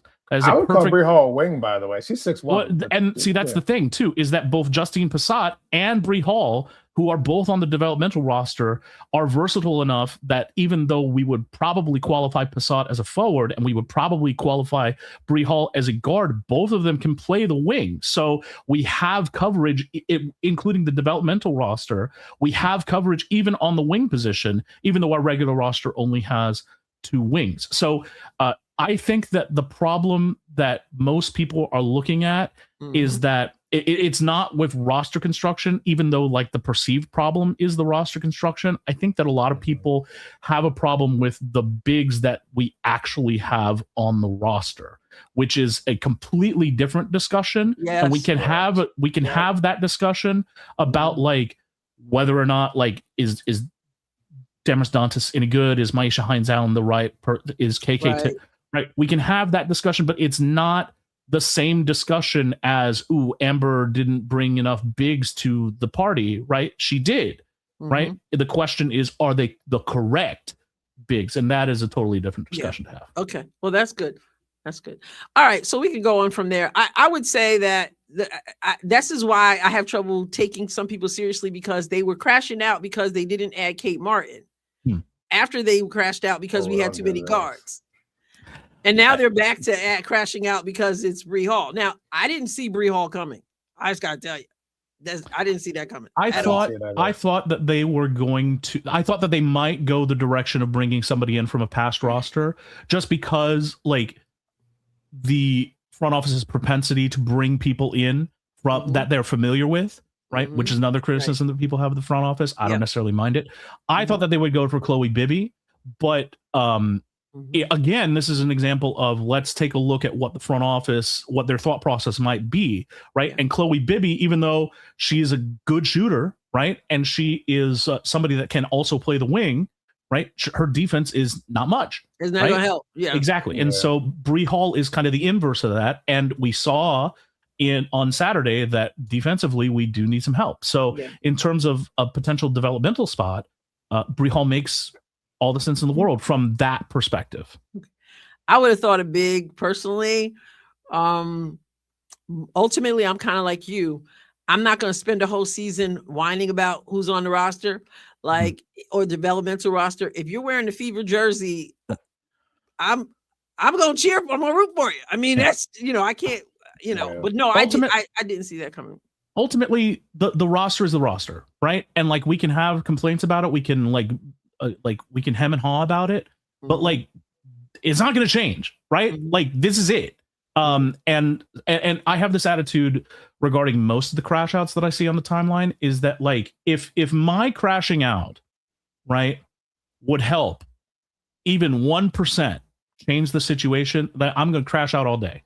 But the fact of the matter is that no amount of crashing out from me, from Michael, from you, from literally anyone is going to alter the course of what the Fever are or are not going to do. And true. So like, why would I expend the mental and emotional energy? I'd be miserable. All right, exactly. Why not just sit back and enjoy the fact, right, that Caitlin Clark is back, right? Enjoy the fact that we get Fever basketball again. Like that is the thing that everybody has wanted.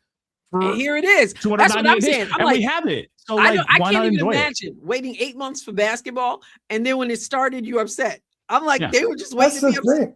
Yeah, and the thing that I always say, I say this a lot, is that I think people just over-index on players like 10 through 12, who are usually not good on any team. And not gonna play much. Like they're not going to put, like when we get to the playoffs, we're going to be running an 8 to 9 player, like there's only 40 minutes in a game. Right. And Caitlin her minutes are going up. Kelsey's minutes are going up. Like your stars are going to play more. Bench gets shorter.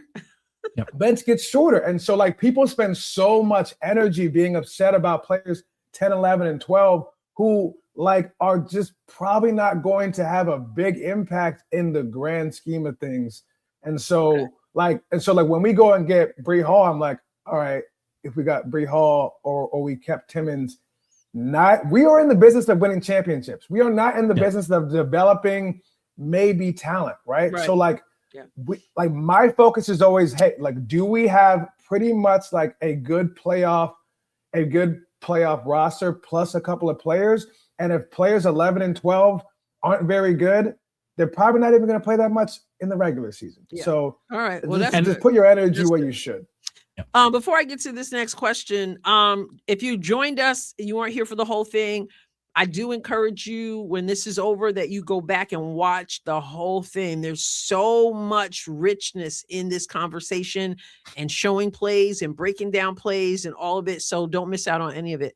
So April, who is a member of this channel, also says, do y'all think CeCe will play through injuries this season because of expectations and because her shoe premiere with Nike will be coming out soon? I see Michael smiling. Just quick answers on this so we can get through. I'll be quick because I actually, one of my tweets was I am talking about injuries as little as possible this year. So there you go. Because I value my sanity. No, like I think if it's a small issue, like if she does have this like kind of like back tightness that's like just kind of on and off, I think she'll play through that. But everybody's playing through stuff like that, so I wouldn't call that an injury. I think she's learned her lesson after last year. I mean, I think that was like the first time that she's ever had like, I think that's the first time that she ever missed a game due to injury was like last year. So since her sophomore year of high school, and she talked a lot she talked a lot about how like she felt something, but like had never, hadn't really missed a game, so she kept playing through it. So no, I think if she does have an injury, I think she'll be smart about it, and I think she honestly should have trust in that the team can, at least keep the team afloat while she's gone. And I don't really see much of. I don't think it has anything to do with Nike. So I don't. No, nothing to do with Nike, right? I'm not gonna take it. And I know people are concerned because you said I was talking to my chiropractor today because I saw a question in my video about the injury, and I said I wouldn't characterize the rib popping out or whatever as an injury. Like you said, everybody's going through stuff. Ideally, not this early in the season. Yeah, I agree. Usually at the end of the season, everybody's dealing with something. But I said to my chiropractor, because I have a rib that, I go every week to be adjusted, and I do have a rib that pops out and they have to put it back in, but it's not an injury. It's just super annoying. And I said to him, imagine the benefit of being able to, you're there every time I need you. Like she can just run back there and get it done. So prayerfully she will be well. Let me see if there's anything else. Like I said, looking for questions from members or super chats. Oh, wait, I want to hear this. April said, fun fact, everyone, Odyssey Sims was offered to stay in Indy, but because her son lived in Dallas, she respectfully declined. This was definitely not a revenge tour. That's good info. I didn't know she was offered to stay in Indy. Wow. Me either. I thought maybe she cost too much or something. Well, she signed with Dallas for the veteran minimum, so it's not. It's not it wasn't a contract issue, but I did read that. I didn't read that she was offered to stay in Indy. To be clear, but I did read that that she's based in Dallas, and so. Given her familiarity with the organization, she was with the organization, Dallas, a couple of years ago, and given the fact that she's based there, it made sense that even if she was offered, that she would choose to go there. But like she got a great reception in Gainbridge, from what I'm told. Like she got a loud ovation, and good for us because she did a lot for the franchise last year, and she deserves it. She was special in that game 5. She almost got us to the finals. Yes. Come on now. Yes. Now this is Mark. I got to put his comment up because he's such a friend of the channel, and he just said, "Great conversation, some great insight, great guests, Adrienne. We need more live streams like this." 100%. Appreciate you, man. Thank you, Mark. Yeah, yes. Glad we could be of service. This has been fun for us. I mean, I love talking basketball. I could do this for hours, honestly. Oh my goodness, me too. But and tonight there's the Wings versus Wings Atlanta. Yeah. Ooh, oh wait, when's that start? In less than an hour. Oh, okay. So we got less than an hour before we got to go. Yeah. So I'm just scrolling through. April, she's got, I don't know, I got to put her. Someone bet money AB will make 44 threes this season. Y'all believe that? 1 3 per game. Ooh. Now, I don't know about that. I did. I think it'll be closer than maybe some people think, though. Like that 3 ball, like that stroke is legit. It's a legitimate Oh, yeah. three Yeah, stroke. she got a Yeah. very good Yeah. shooting Yeah. form. That's why she I did predict so well. in the preseason, and this might be way out there. I predicted in the preseason that Raven Johnson will get a triple double this season. Really? Oh, I'm not there. I She don't was know that close I'm in the with you preseason. I mean, there. close I'm not meaning a few off of. I mean, I don't know because it's going to come down to minutes and stuff like that. Yeah. But if the Yeah. Fever with the high octane offense blows some people away, of course, a lot of people have gotten better. So I don't know, but I predicted that it's too soon. She would have to. The rebounds are the X factor, of course, right? And in the same way that Caitlin.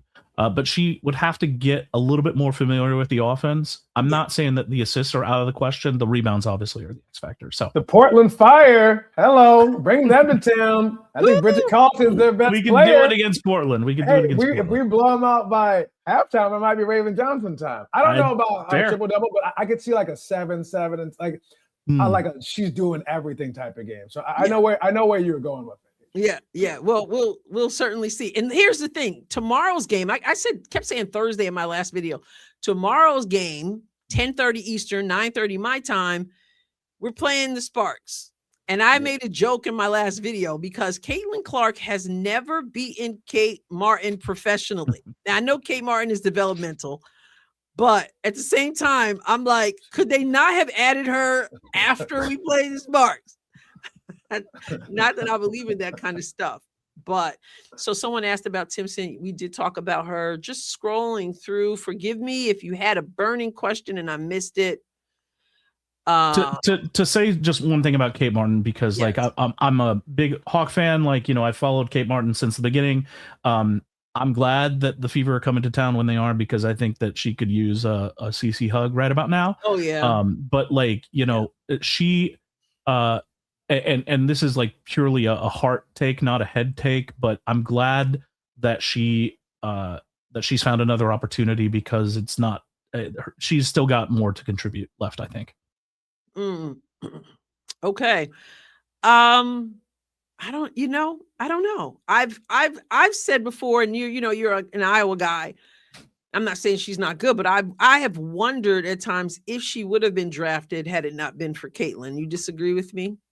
No, I don't. And I think that it is a lot that she brings to the team is stuff that doesn't translate well onto the court.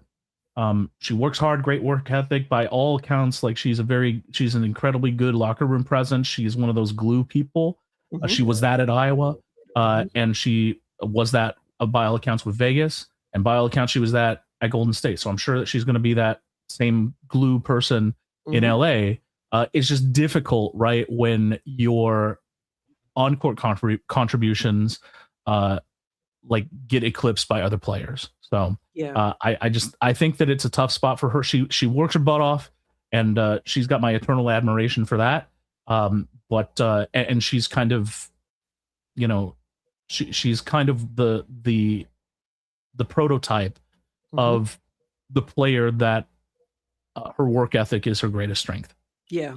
And you know, that can only take you so far, unfortunately. But it was sad to see her crying, you know.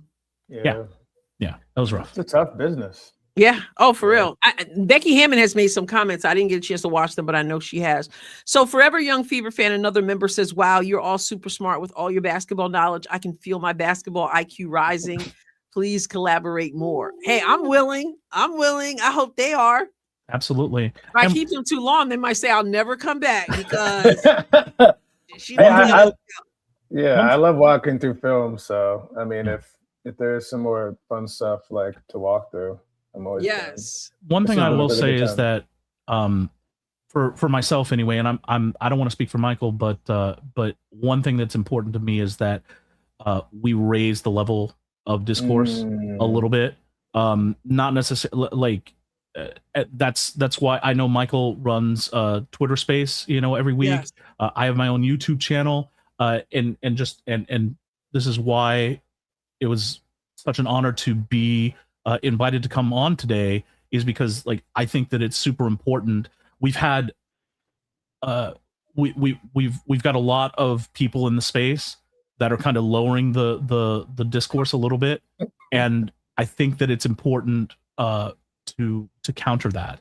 Yeah, and so I agree. that's I what I'm agree. trying to do on the Twitter and on the YouTube. I'm sure Yeah. Michael agrees as well. You guys do, because I can't. Like, I'm questioning.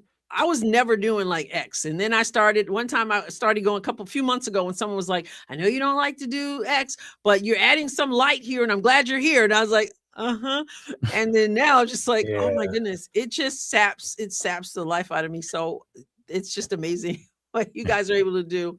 But I think what you're saying, CC Report, is so important, because there are people who just have the knowledge as you guys have, and it's important that you share that, because I find that the loudest voices are not the most voices, but they're the loudest. When I talk about the negativity, they're the loudest voices, and we need to make a space for this, where you're talking about certain things, not just the cultural aspect, which I do cover, but the X's, the O's, the things that sometimes we miss, sometimes I miss, that you bring out.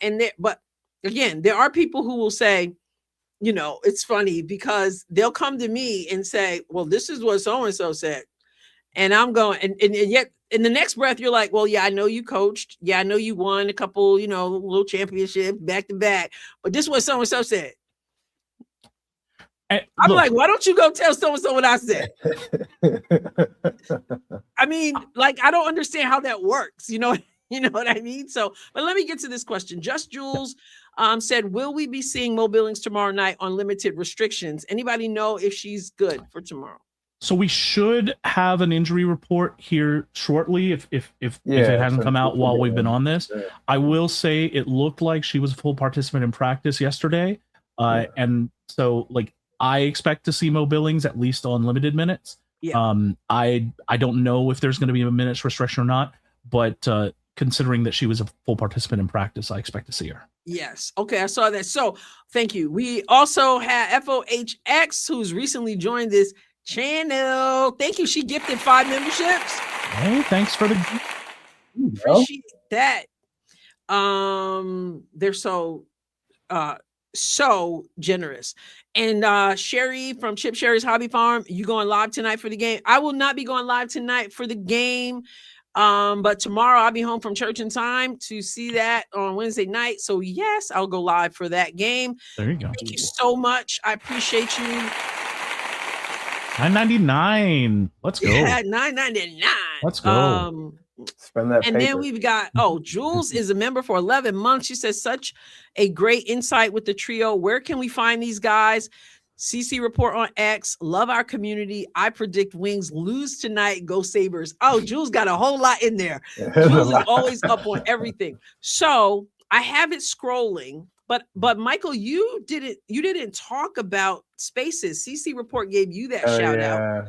But take note of what's on the bottom here. You can see where to find Michael on X, and CC Report has the same handle on X as his really pretty new YouTube channel, right? Yeah. So Michael, tell us a little bit about spaces as we wind down here. Yeah, of course. So I don't have a YouTube, but I am on X or Twitter, and you can find me at Sir Dweeb. That's SER_Dweeb, DWEEB. It's just kind of a funny name. But I've started, like, these last couple of weeks doing these, like, weekly Monday evening spaces where we just talk about the Fever.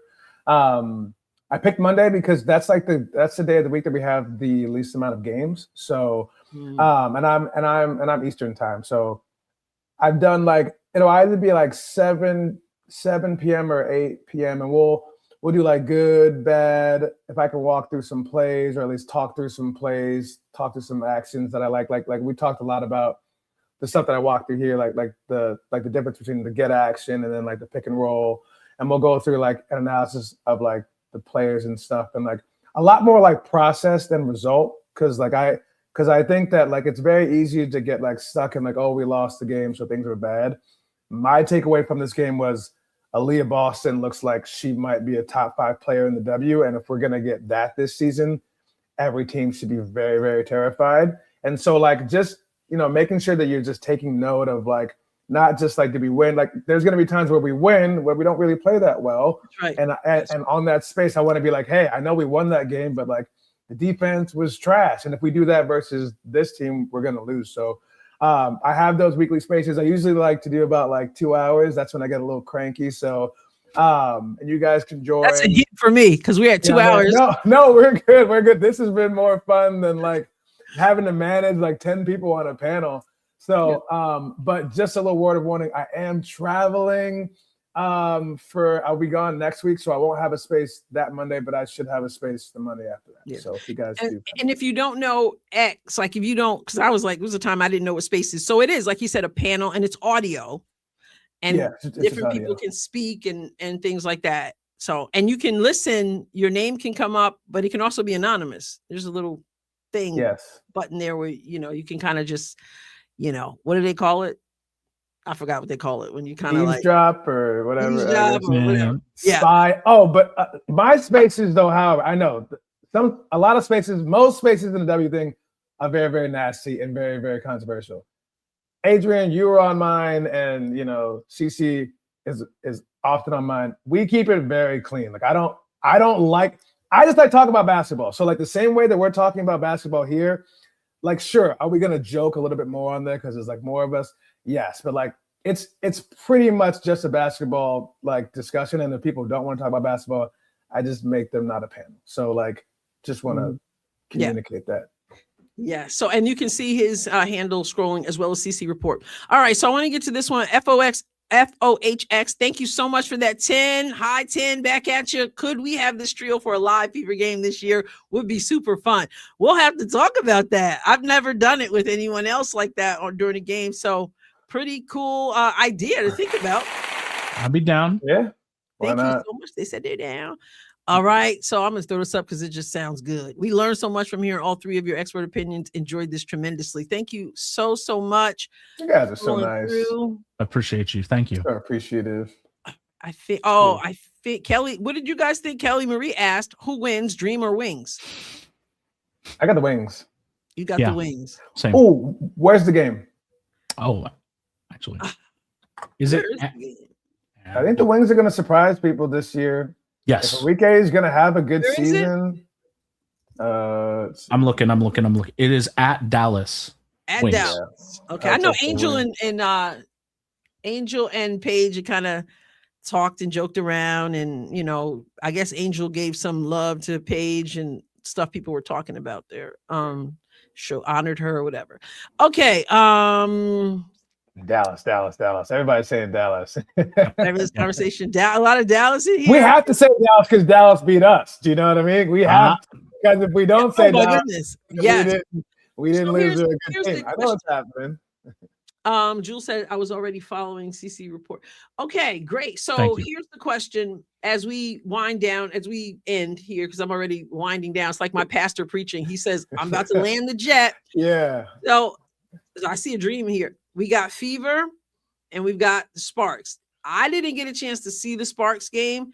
WNBA League Pass is doing some weird thing now that used to be able to watch right after the game on League Pass. Now you have to wait till the next day, which is really frustrating for me if I have to miss a game because I stay off social media and stuff so that I don't know the outcome. How am I going to do that until stay out of email, stay out of text, stay out of, just go camping or something, it'll be fine. It's like what? I don't miss very many, but I guess that's because of the media rights deal or whatever. I don't know. So who wins? I don't know if you've seen Sparks. I heard somebody say the Sparks was terrible, looked terrible. I don't like to underestimate anybody. Yeah. But what are your thoughts if you have any? Let me just get the roster real quick because I got to learn these teams all over again. From what I'm seeing here, they've got Tanai Latson, Chance Gray, Laura Ziegler, Derica Hamby is always a beast. I don't know how to pronounce. I apologize. Zion Park, Ariel Atkins, of course, Kelsey Plum, Ray Burrell, and Erica Wheeler, Kate Martin, of course, developmental, Sanaya Fagan, Cameron Brink, and her coach called her out and sat her. 8 minutes. She played 8 minutes the other, Nneka Ogwumike and Emma Cannon. Cameron Brink is one that a lot of people wanted her here. I personally have never been impressed with Cameron Brink. I know that's not popular to say, and I know she has had injury, so that might be a part of it. Whatever the reason is, I think she needs a bacon double cheeseburger. She's got to be stronger. I wish her well, but maybe the injury, you know how that is, the injury, you coming back. But I just never been well, and that coaching staff is doing her no favors either. That's the problem. You don't think? Apparently they didn't do Rakia Jackson any either, because I guess, I don't know, but I think there was some beef there. According to, I think Rakia said this is the first time in a long time since she was before Tennessee, wherever she was, first time she felt really appreciated. Kelly Marie said, "Oh no, you didn't, Adrienne." Oh, yeah, I've always said that. I'm not super impressed with Rakia Jackson either, but that's just me. But I think she's obvious. I think she's proving me wrong. You know what I mean? Like, she's proving me wrong. So I'm willing to be proven wrong. All right. Okay, so Rim Protector says Plum, Arike, and Hamby could never be a terrible team. But they don't have. You sure about that? Oh, they might show you that. They might. I'll give you my thoughts on the Sparks. I think this is actually what I think happened. So they have Hamby and they wanted to keep her. And I think Nneka didn't want to go to the Lynx. I think Nneka wanted to go to the Sparks. And they were like, hey, De'Erica Hamby plays the 4. You play the 4, but we're not going to say no to Nneka. So you know what? We're just going to take you both. And now we're going to have Nneka play the 4, and we're going to have Hamby play the 5, and she's not a 5. And they're like, maybe Cam Brink will evolve or get to a certain level where she can maybe at least give them big minutes at the 5 to make it work. But if Cam Brink cannot be a 5 that can play at least 20 minutes, this team will not be good defensively. They just won't be. Hamby's not good defensively at the 5. Kelsey Plum is not good defensively at the 1. Ray Burrell is like a neutral defender. Nneka in her prime or in her good days was a very good defender. Now she's like a solid defender, but she's playing the 4 and she's only like 6'2". And Atkins is their like number 1 defender. But they got like 2+ defenders in their lineup, and Cam Brink isn't playing enough minutes or isn't really, being a positive player. So if we have a professional game, because versus the Dallas defensively, that was not professional. What we did transition defense, that was childish. I don't care about getting beat one-on-one. If we even just play pretty good transition defense, I think we should have a good showing versus the Sparks, because they definitely cannot guard us in any way, shape, or form. There's only one Ariel Atkins over there, and she has to choose between Kelsey Mitchell and Caitlin Clark. Good luck, because Ray Burrell and Kelsey Plum and whoever else is coming out the bench is not going to be able to guard the other guard. And Hamby and Nneka trying to guard Aaliyah Boston in the paint is going to be barbecue comical. Chicken. So I think somebody gonna eat. As long as we come in serious about the game, like if we come into about the Dallas game and we're letting them run up and down the court and not defending, it can be a game. But if we come in, how we should have came into game 1, this should be a good game for us. Well, I'm here for it. Let's do it. So Myra said Brink fit perfectly in Tara Vanderveer's system. That's a Stanford, of course. Can't assert herself in the W with her frail build. Bacon double cheeseburger. All right. So I just wanted to April, please, and a DM at Instagram to tell me how to do that with I have Prime. I didn't know I could do WNBA League Pass on Prime and get it right away. So please, if you can help me out there, that'd be great. All right, everybody. Playing in my yard with nobody around. I just called the police. I keep playing more. So I'll be praying, Just Jules. I will be praying. I will. And we're gonna end here. Julie said prayer sent. All right, listen. Guys, I can't even tell you how much I appreciate this conversation and your expertise, your excellent analysis. Again, if you joined us late, go back, watch the whole thing. I know it's a long time, but it's substance. Okay. It's not just 8-minute quick whatever. It is substance, and I encourage you, make sure you hit the thumbs up. Everybody show some love to these gentlemen. Follow them. You can see it scrolling across the bottom. I really hope to do this again, because just amazing. Thank you for having me. I appreciate it. Yes. Any other places where people can follow you, or is this good? What we got under here? Anything else? For me, I'm on basically everything. I'm on TikTok. I'm on Instagram. I'm on Spotify. But you can. The handle is always the same at CC22report. Wonderful. This is it for now. Maybe I'll give more on my next call. Okay. Any final words, gentlemen? Let's go beat the Sparks. Let's have a great year. Yeah. Go Fever. Okay. Go Fever. All right. Go Fever. God bless you guys. So appreciate it. All right, everybody. That's a wrap. And just 20 minutes until Wings versus Dream. And right now, my cats are saying you're late with our food. Feed us. You guys know in the chat, you guys, members, moderators, you had your hands full. Appreciate you. Love you all. And I will catch you next time. God willing. God bless you abundantly. You guys.